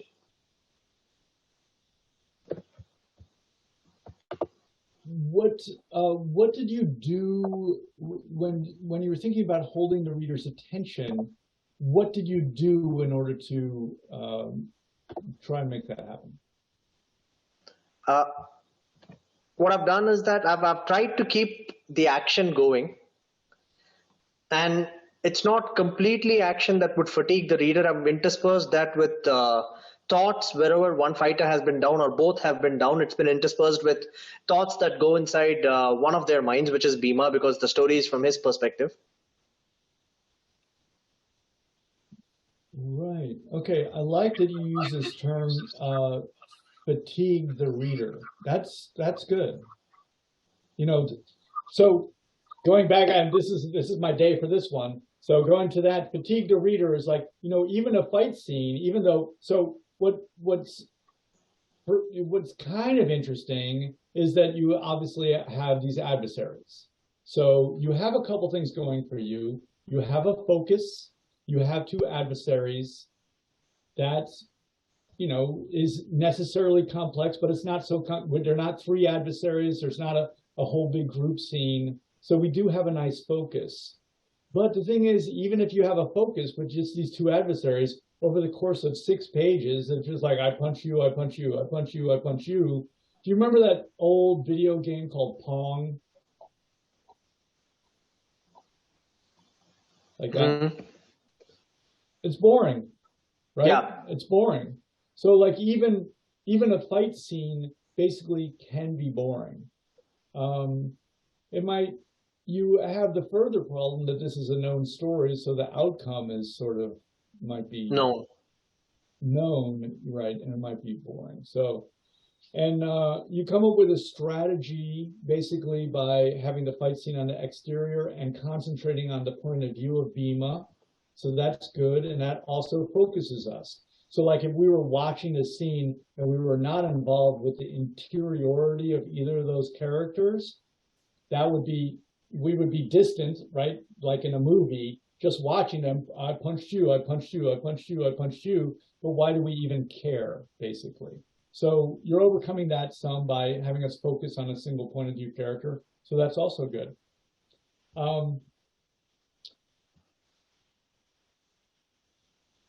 it makes it more interesting to go from, like Ashwani did in his story, right? We have the exterior scene of the woman, right? And then we have the interior story of Anil.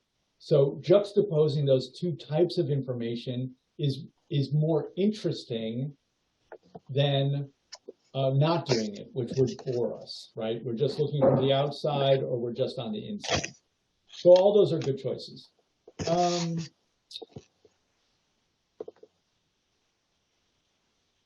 I think that my issue here is probably going back to the thing of caring. You know, I don't know that I care, right? Like,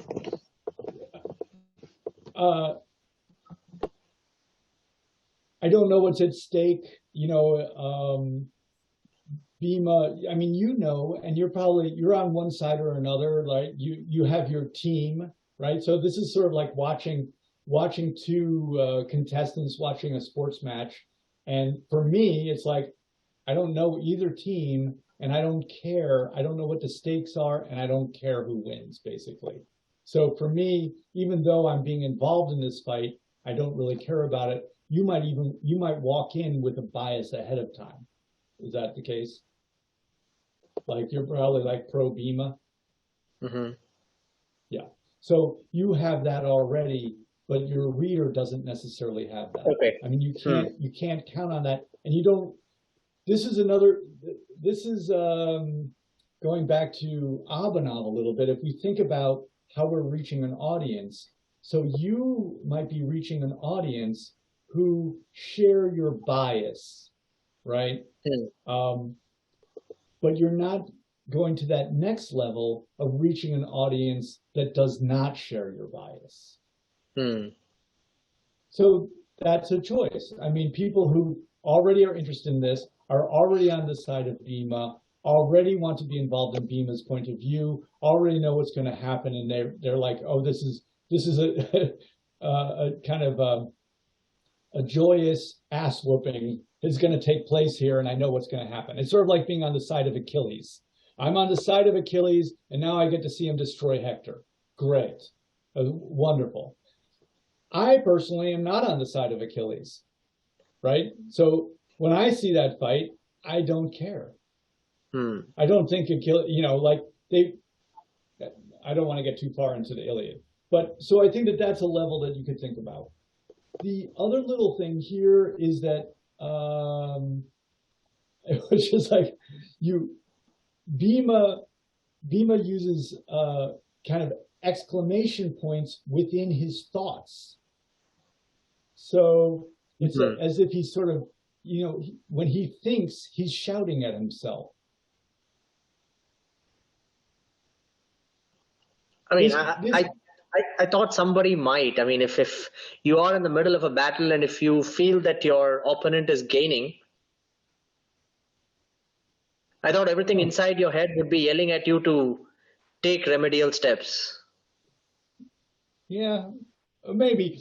I'm just going to, I will counsel for us all in general, like across the board, we want to be very careful with our exclamation points, you know, like wherever we use them, and whether we use them interiorly or not. I mean, we don't want to convey emotion probably with punctuation. Punctuation is not a very effective way for us to convey emotion. So if we want to have that sort of sense of desperation, I think I would try and figure out other ways to figure out how to write that. Okay. But I think that I think you've done an admirable job with this. I mean, my main thing is I don't feel like I like Bhima. You know, I don't, you know, this other, I don't know how can you say his name for me? Jarasandha. We'll work on that some other time. Okay. You know, I'm not thrilled about the idea of him being, you know, vanquished, certainly not ripped apart. You know, that's kind of gruesome for me. So I don't really see the necessity for vanquishing him. He's not been made into a monster to me. I don't carry that bias, and I don't see the heroism of Bhima either. So those are things that you might want to think about if you want to try and reach an audience that doesn't already have a bias about these characters. And then I see I like the kind of the Krishna's role in this, with the grass and torn apart like that, and then tearing it apart and throwing it like that. I think you handled that quite well. Yeah, so I actually probably liked the interaction with Bhima and Krishna, the communication there. That was sort of even more enlivened for me. And then you do a pretty good job with the characters, sort of like the way they jostle and posture with each other. I think you do a nice job with that too. Thanks, Otis. Yeah, thank you. This was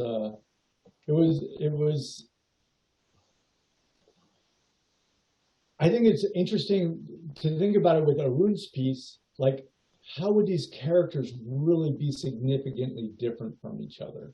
That might be something to think about too.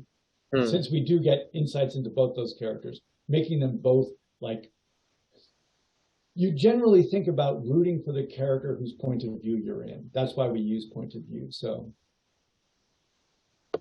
yeah. Nice work. Charan, we better talk about your work.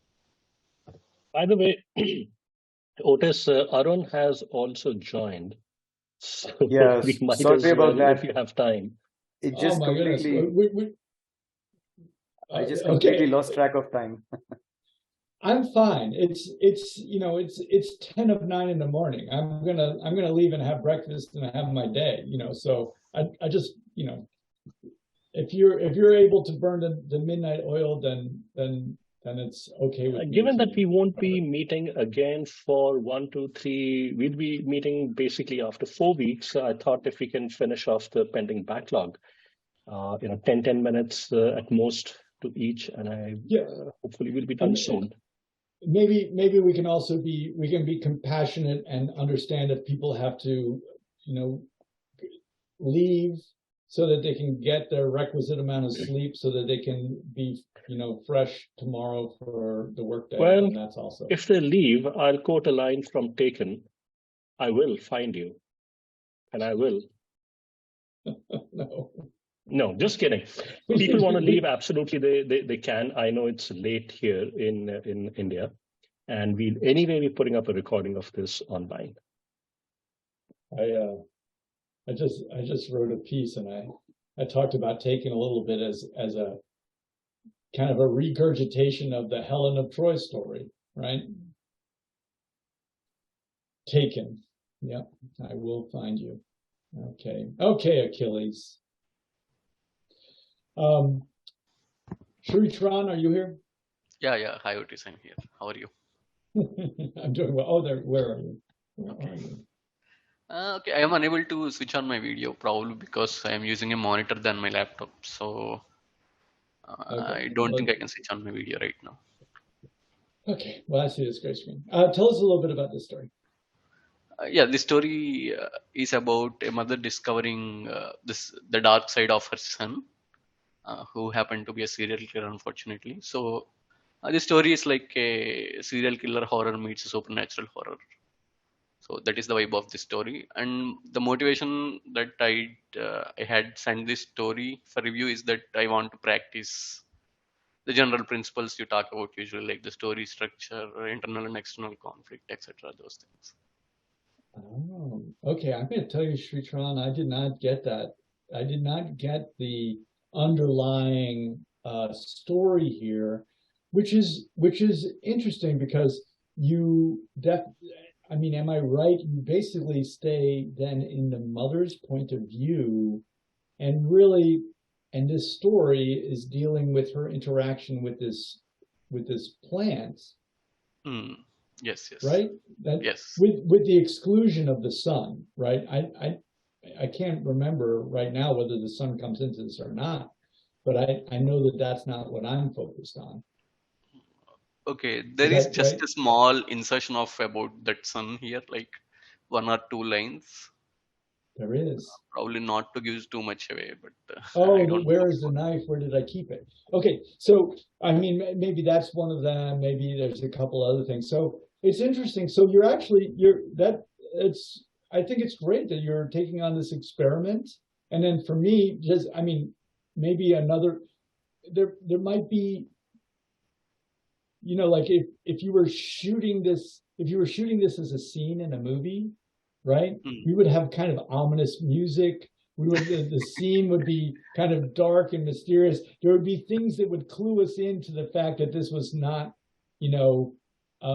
a benevolent experience, right? Yeah. But in writing, we lack that, But if you shot this as a scene with the mother, we saw that she was getting money and she was, sort of superstitiously inclined, and she believed that the tree was, creating the money, and then there's the bone at the end. Then we would see that as then we would cut away to something else, wouldn't we? But I like the idea that you're trying to create this focus, and then while you create this focus, in a sense, we can call the focus a frame for the story with the mom and the mom's perceptions. And then there's a story that's basically you're trying to let us know what exists outside of that frame in the frame. I think that is a good test. I approve. Oh, thanks. What part would you like to read? Yeah, so I figured out the last page probably. No, not it. Okay, I'll read the last page. Okay. Yeah. Let's see. Yeah, it's pretty okay. I'm going to move it down so that you can read the end too, if you're reading that this one. Yeah. Okay. So I'll read the 2 lines about that also probably. That will give the context. Okay. Her hand shook as she brought the knife close to the fruit. She felt the coldness and the pain on her feet. It was her anxiety taking charge. Not now, not now. Go away, please. Let me cut it. It did not go away. It would not go away. She had to fight it. She would not let her disease control her fate. Go away! She almost let out a shriek as she closed her eyes and hit the fruit with the knife. She thought she had cut her hand, but she did not feel any pain. What is it? Suhas called from the bedroom. He was probably still in bed, and Rajni did not want him to discover the truth yet. Nothing serious, honey. I cut my hand while chopping onions. No answer came back. He went into his sleep. Is there a coin in the fruit? She almost forgot about the fruit in the midst of her anxiety and the fear of her husband waking up. She could see something shiny in the core of the fruit indeed, not the seed. Did it work? She smiled and laughed and jumped, all in silence not to disturb her sleeping husband and son. She felt the anxiety retreat and energy surge in her veins for a moment. Only when she looked into the core again did she realize that it was not the coin she had hoped to find. It was not the seed either. It was indeed shining, but it was all white instead of the steel hue of the coin. Oh God, it was a bone. Okay, now you contextualize it for me, because I was reading it like da da da da da. She's gonna find some money, and then it's like it's a bone, and I was like, huh? And you see my note there. I go, okay, but can I make any sense out of this? I could not understand how it became a bone. You've now cleared that up for me. So I think maybe a little bit more work with creating this, basically through this point of view, being able to create this other context, right? So how are you going to do that? Basically giving us the clues, which are what that music would be, and what the ominous lighting would be in the movie version of this. Yeah, I did insert one small line about the sun. Can you just go up maybe on the first page itself?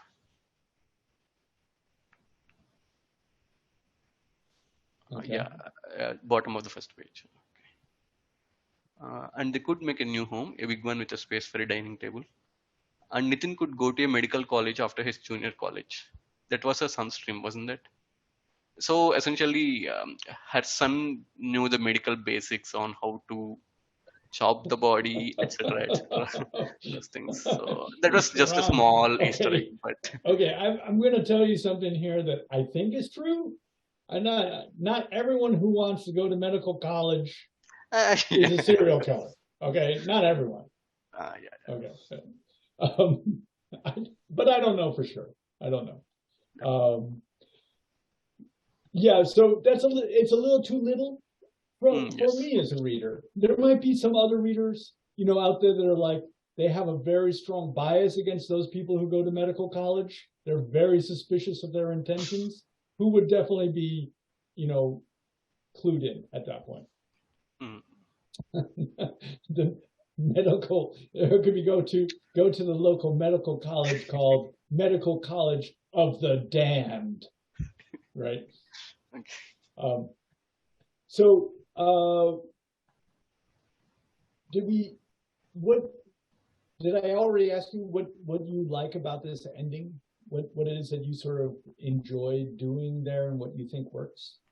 Yeah, mostly I liked the tree part, but I mean, where the tree appears, where she goes to pluck the fruit. But then I thought this was kind of ending of a beginning, like kind of moving the readers into the story, making the readers intrigued. So I thought this part is what its job, like to basically make the reader more interested. So I thought maybe I would read this. So right, and I agree. I do feel interested. So I think the things that you're doing really right here, and I hope other readers here are appreciating it. You're focusing on the actions of the mother. We understand the character of the mother, right? Because we understand her superstition. We understand sort of her wonder at the money that shows up in the tree, when she digs it up. All of these things are really great. She's characterized. I said it before, people are miracles and characters are our tools. You have a character, a real character on the page doing something. Okay. And I'm going to underscore that we're not all doing that all the time. We sometimes have metaphysical, beings. Sometimes we're just writing ideas. Sometimes we're writing things that are vague. Sometimes we're writing all sorts of things that are sort of ephemeral, diaphanous, however we want to describe them. Here, you're writing about a real person who is on the stage, who's engaged in actions. She's, digging up or finding this fruit. She's cutting it. She cuts her hand. She opens up the fruit and she finds a bone. All of that stuff is working. I mean, it might sound to all of us, it may sound obvious, but I want to again say that we're not all doing this all the time. We're not starting with our primary tools. Our primary tools for communicating with other people and stories are characters. So I agree. Sri Charan, I look forward to where the story is going. Okay, I had to rethink a bit because I did not clearly have a roadmap of how this would go. I just have the tidbits. So maybe I need to work on this. Yeah, you need to work on it, but you are another writer like Ashwani who is a burden to me personally. We need to get you write some wonderful things, you write some great sentences, and we need you to finish something and send it out to somewhere. Okay, we need to get you to that level. I have started thousands of stories. I've started thousands of them, and I've only finished 24, right? So that's, I want you to take that to heart. It's easy to start stories. It's hard to finish them. And yes, of course, I agree.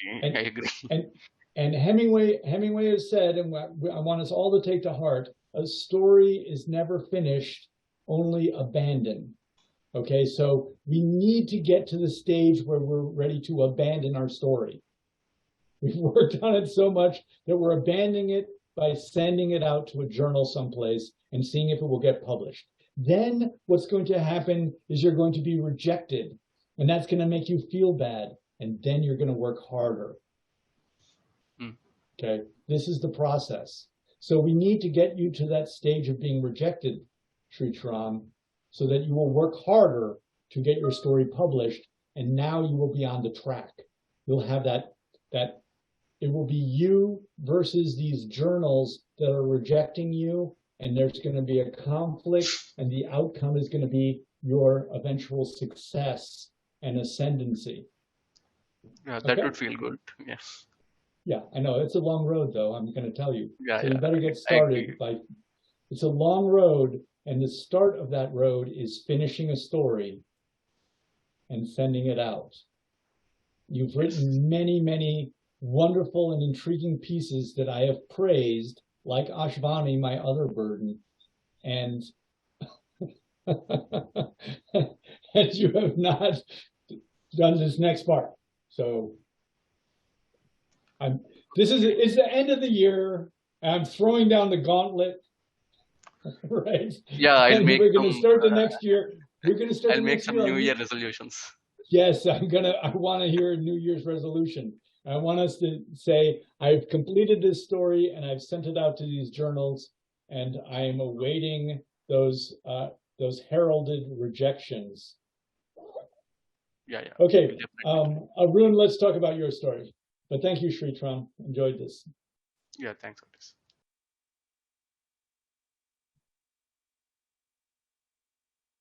Arun, let's yes. Yeah, tell us a little bit about, so you are, we talked about your story last week, so just for everyone else, when I don't know if you stayed up all night, but when Arun hears something, I like this about you, you hear something, you immediately grapple with it, and then you try to apply it. This is a very, very good trait for a writer, I think. Very good trait. Thank you. Tell me a little bit about what you did here. Yeah, so the first version that I'd sent out to you, I think what you pointed out was that the point of view was not consistent. I had a character. The one thing that really struck me from last time, Otis, was when you said that in a movie, we were talking about the camera angles and how the camera hovers over the crowd. But you said the power of writing is that you can actually show it through the eyes of a character, which you can't do in a movie as easily. I mean, you can still do it with a shaky camera or whatever, but it's not the same thing, right? You could actually get in. So what I tried to do was I took the same piece and I tried to write it so that I thought I was being consistent in showing it from Lilith's point of view. But I did see that, there was one place where you had said point of view jump or something like that. And so I need to go back and check on that. But that's what I tried to do, was show it now from Lilith's angle. So when I'm talking about the crowd, Lilith is in the crowd and then she notices these things. That's how I tried to put it. Right. Yeah, so I see that you're doing that and working on it. What part here would you like to read? Let me. Last time I read from the front, so maybe I'll read from. Can you go to page 2 or something? A 2? I don't. No, the second page on the right. On the right, yeah, there. Oh, I see. I can go like that. Yeah, there. I didn't realize I could do that. Okay. Do you want to start with an occasional drunk, or do you want to? Yeah, let me read from there. And let's go. Why don't you read the page? Okay. An occasional drunk or two had passed out among the piles of garbage. Crows gathered in large numbers, pecking away at the piles of garbage, there should be a comma, cawing incessantly. Fights, both verbal and physical, broke out more often among the members of the populace in this part of town. Short temper was in abundance here, and the yelling and screaming seemed to accentuate the feeling of despair and lack of hope that the people here lived with. Or so it seemed to Lilith. As they neared the northwestern end of the city, she noticed that the houses were typically built very close to one another.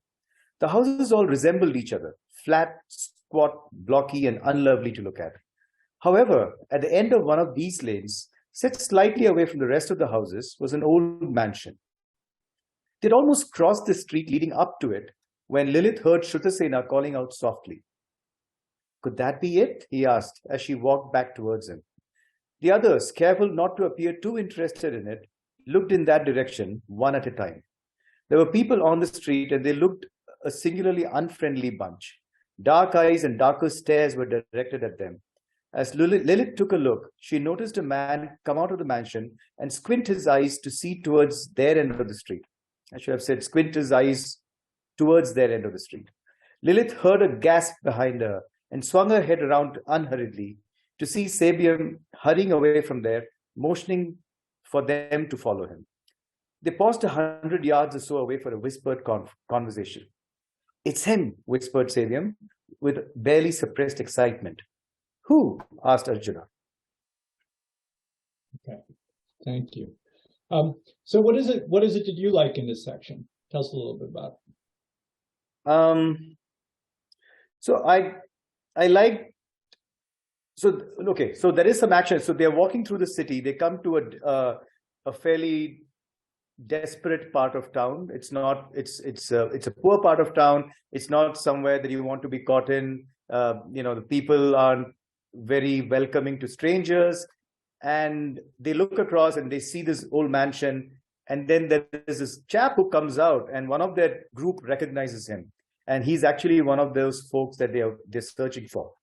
So I was trying to bring that surprise element of them wandering kind of aimlessly initially, and then having that person come up in front of them and kind of suddenly realizing that, hey, this is it. This is the place where we need to focus our attention on. That's kind of what I was hoping to do here. Okay. Yeah. So I think that you're starting to do, a better job of getting into the point of view of a single character. So you can keep working on that. That is sure. I mean, I think for writers, it's like the muscle that we work on. Weightlifters are going like this and they get big biceps. Writers work on point of view, or at least, I have, in my writing career, and we get stronger at developing the imaginative capacity to see. So it's weird, right?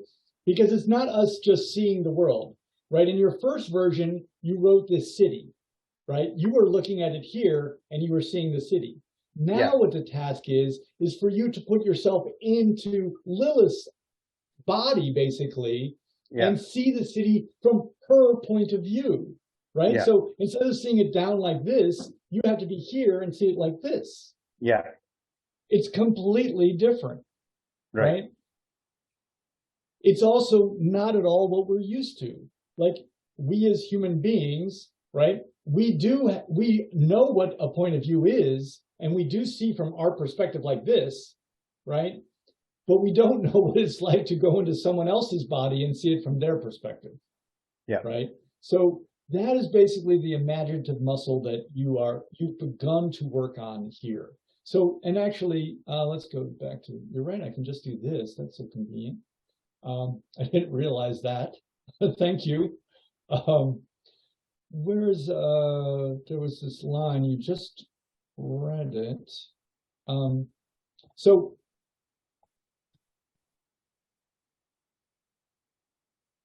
let's see, there's a point where someone says something and she turned, oh yeah, right here, Lilith heard a gasp behind her, right? This is really good practice. And swung her head around to see Sabium hurrying away, right? Yeah. That is excellent use of point of view. doing that kind of thing. So like, as I read that, I don't really think about it, but I am in her point of view. I hear something behind me, I turn and see. Those are the little kinds of details that we want to do to have the reader feel securely in point of view. Okay. Right?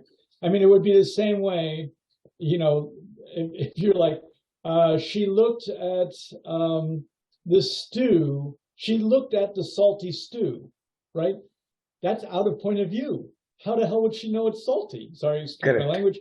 But like, right? So that's like, that would be a glitch in point of view. She would look at the stew, taste it. It was salty. And then, yeah. Right. That's taking care of point of view. So you're starting to develop that. If you look at, so when we start this paragraph, an occasional drunk or two had passed out among the garbage. I don't really know where we are in terms of point of view. Yeah. You make up for it at the end, or so it seemed to Lilith. So you see the problem, and then you're like trying to. I cheated there. Yeah, you cheated. So yeah. What I like to do in paragraphs. So like each time you have a paragraph, that marks some kind of change. Something has shifted in a paragraph. So your reader will get used to the pattern that you develop. You could have one paragraph in one character's point of view, another paragraph in another character's point of view. That is moving in the direction of confusion. Okay? Having multiple points of view and also dynamic interaction and other characters talking, that can create confusion. We want to be as simple as we can be, but we don't want to be so simple that we're boring. But anyway, it could happen. So for me, I like to establish the pattern of my work. Readers are basically human beings. We are pattern makers. If we set up a pattern, the reader will follow it. If we set up a pattern that's too complex, then they'll be confused. But if we set up an easy pattern, then they will follow it. Paragraphing is one of the patterns that we set up. I don't know that you're going to stick with Lilith's point of view when you shift paragraphs. And so when I get the occasional drunk or two had passed out,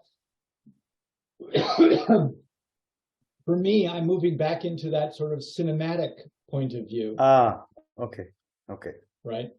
So if I'd started it by saying Lilith noticed an occasional drunk or two who had passed out along the side of the road, then you would know that you're still in Lilith's point of view at that point, right? Yes. But we're only getting partway there, Arun. You need to be in Lilith's character point of view. Okay, so Lilith saw. So right now it's sounding like this cinematic, this person who's above the scene, right? An occasional drunk or two had passed out among the piles of garbage. Crows gathered in large numbers, pecking away at the piles of garbage, cawing incessantly. My joke here is it sounds like the garbage is cawing. Yeah, I know. I realized a comma. Yeah. Yeah, no worries. The crows cawing, whatever. You got to put them together with their pecking and cawing at the piles of garbage, right? But anyway, fights, both verbal and physical, broke out among the members of the populace of this part of town. Short temper was in abundance here, etc., etc. So now I'm reading it, but the tone of it is not a person. It's this person here. So saying that Lilith saw an occasional drunk, etc., etc., doesn't do it because it's not her point of view, because it isn't her character. Yeah, I understand. She's a physical person in the middle of it and not a person that's above it. So I got it. Yeah. I got it. And I see exactly what the problem there is. Yeah. And that kind of exists throughout this piece now. Though you've sort of said, okay, I've chosen Lilith as my point of view, you haven't actually imagined Lilith's experience in this bustling and dangerous city. Yeah. Yeah. Got it. And Yeah. it's, well, Arun, I'm not done talking about it. You got it, but I have to keep going on. No, I'm kidding. I thought so immediately, like, so even this, like, so you notice that I've highlighted these verbs, right? Waited, were impatient, had restrained, noticed, meandered, right? What these verbs are not dynamic verbs. They're not strong verbs. So Lilith looked out the window. People were moving everywhere all at once. She grabbed Arjuna's hand, said, "Come with me," and pulled him from the door. Everyone follow closely, right? They moved through the crowd. Lilith looked behind to make sure she hadn't lost anyone. People were everywhere, colors everywhere, right? So she's going through this dynamic experience. We want to be in her body, moving through that dynamic experience, right? Yeah. It's also hard, as you say, you're like, they basically go out and they meander around. We don't really want stories of characters meandering. We want characters, we need to understand stories are driven by what characters want and them trying to get it. Meeting obstacles in the form of antagonists who stop them from getting what they want. That becomes the conflict. Got it. So we need to motivate our characters, get them going. There's two things we need to do in the beginning. Let the reader know what the conflict is. What is it that the character wants? And then secondly, this is going back to Jay's a little bit, make us care about them, right? Bhima, so we're with Bhima's point of view, but I don't know why it matters. I don't care. That's essential too. I know he wants to win the fight, but I don't know why. Same thing here. We want to be with Lilith. We want to know what the struggle is, what she wants, but we also need to know why it matters and why it's important for her to get it. And then we see her trying to get it. And stories are not about characters getting what they want. They're about characters struggling to get what they want. Yeah. And learning something from the struggle. So these are some more things to bring to this. But yeah, it's a good start. I appreciate you taking this on and working with it. This is like going back to the weightlifting. It's like, okay, it's hard, you know, and we're not going to be able to lift, 500 pounds all at once. We're not going to be able to manage point of view all at once, but we do have to start trying. And and you've begun that here, and you clearly take it on quickly, Sure. No, I have I have this whole thing. I think I'm going to rewrite it. Before, I think my second attempt, I just tried to do a patch-up job. So, of course, like a Band-Aid solution to it. I don't think that's what it requires. I think it requires a proper rewrite. I'll do that. Yeah, that's it. Well, we always want to find the quickest route from A to B.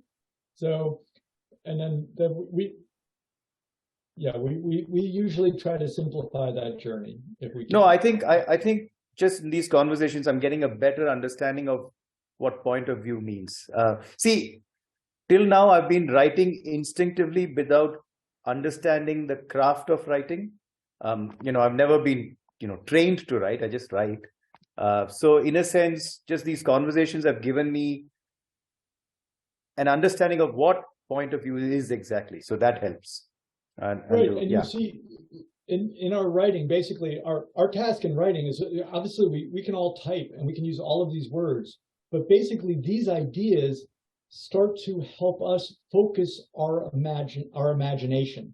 So we're not just writing any words, we're writing words like this that accomplish these things. And my basic argument is, if we do this, then we reach our reader better. Sure. Because we draw them into the story in this way of verisimilitude. They have a sympathetic resonance with the character, and then they experience the story with the character, which gives the reader, I think, exactly what they want. what the reader wants is to leave their world behind, which is boring and confusing, right? Kind of. They want to leave that world and they want to come to a world that's exciting and clear. They are going to be in a situation of peril, but they're experiencing that peril in safety. And in safety, they learn about this struggle, this survival struggle. Sure. Right? Arun, isn't that ideal? I mean, no, who doesn't love this? I don't want to go out there. I don't want to fight Bhima, right? But I would like to experience it and learn what the character learns from having that fight, right? That's great. I get to learn from that survival struggle without having to struggle to survive. I love it. So, by the way, I was very intrigued. I just came in towards the end of that discussion with Bhima and Jarasandha, because that was almost exactly the scene that I had sent in as my first passage, and they were very differently written. So it was interesting to see how other writers think about that same scene. There could be a great writers contest where you have one scenario. Well, yeah, battling points of view, right? Battling points of view. So you're tasked with taking this point of view, and you're tasked with making this point of view. And now you bring that, together. You read both of them, and which one did you feel more sympathetically aligned with? I mean, it brings up this point that, within point of view, the choice of the point of view matters. Then the choice of the point of view makes the thing more powerful or less powerful in that sense. Right. And to me, the big theory of story is that people talk about character and plot, but I argue that every character has their plot and every plot has their character. The point of view character is the person who is changed by the event of the story. Right? So we do not write the story about the character who is not changed. Right. But these things come together because everybody has their story and everyone has their plot. So we're making a choice. But we need to see that those two things have to go together, because the story finally has to be about a character meeting their plot, meeting A meets B, and then is changed to C. Because that's what the reader wants to take away. They want to engage in a struggle in which they take something away, but they've taken it away safely and not having the struggle. They've simply heard the story. Yeah. Right? Yeah. Beautiful. Well, thank you, everybody. Thank you. Happy New Year coming up. Merry Christmas. Happy New Year. Yeah, Merry Christmas. I use consumist as my term, the consumption-oriented. But anyway, yes.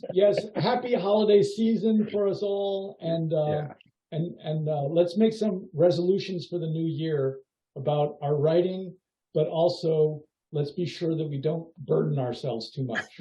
Sure. Thank you, Otis. Great. Thank you, everyone. And thank you, Otis, for staying on and completing all the pending pieces. We will take a break now through the end of the year. And if you all stay true to your writing promises and send in pieces, we will meet again on the 8th. Again, I think it's best if you send in your pieces, those who are planning on roughly around the 5th, 6th of January. You can between now and then, if you want, you can take on the 5-minute writing a day. That could be something you take on. Absolutely. And thank you again. We'll put this up on YouTube in a couple of days. And best wishes for the new year to everyone. Thank you. Good night. Thank you. Bye, everyone. Thank you, Otis. Bye. Thank you, Abhinav. Thank you, everyone. Thanks.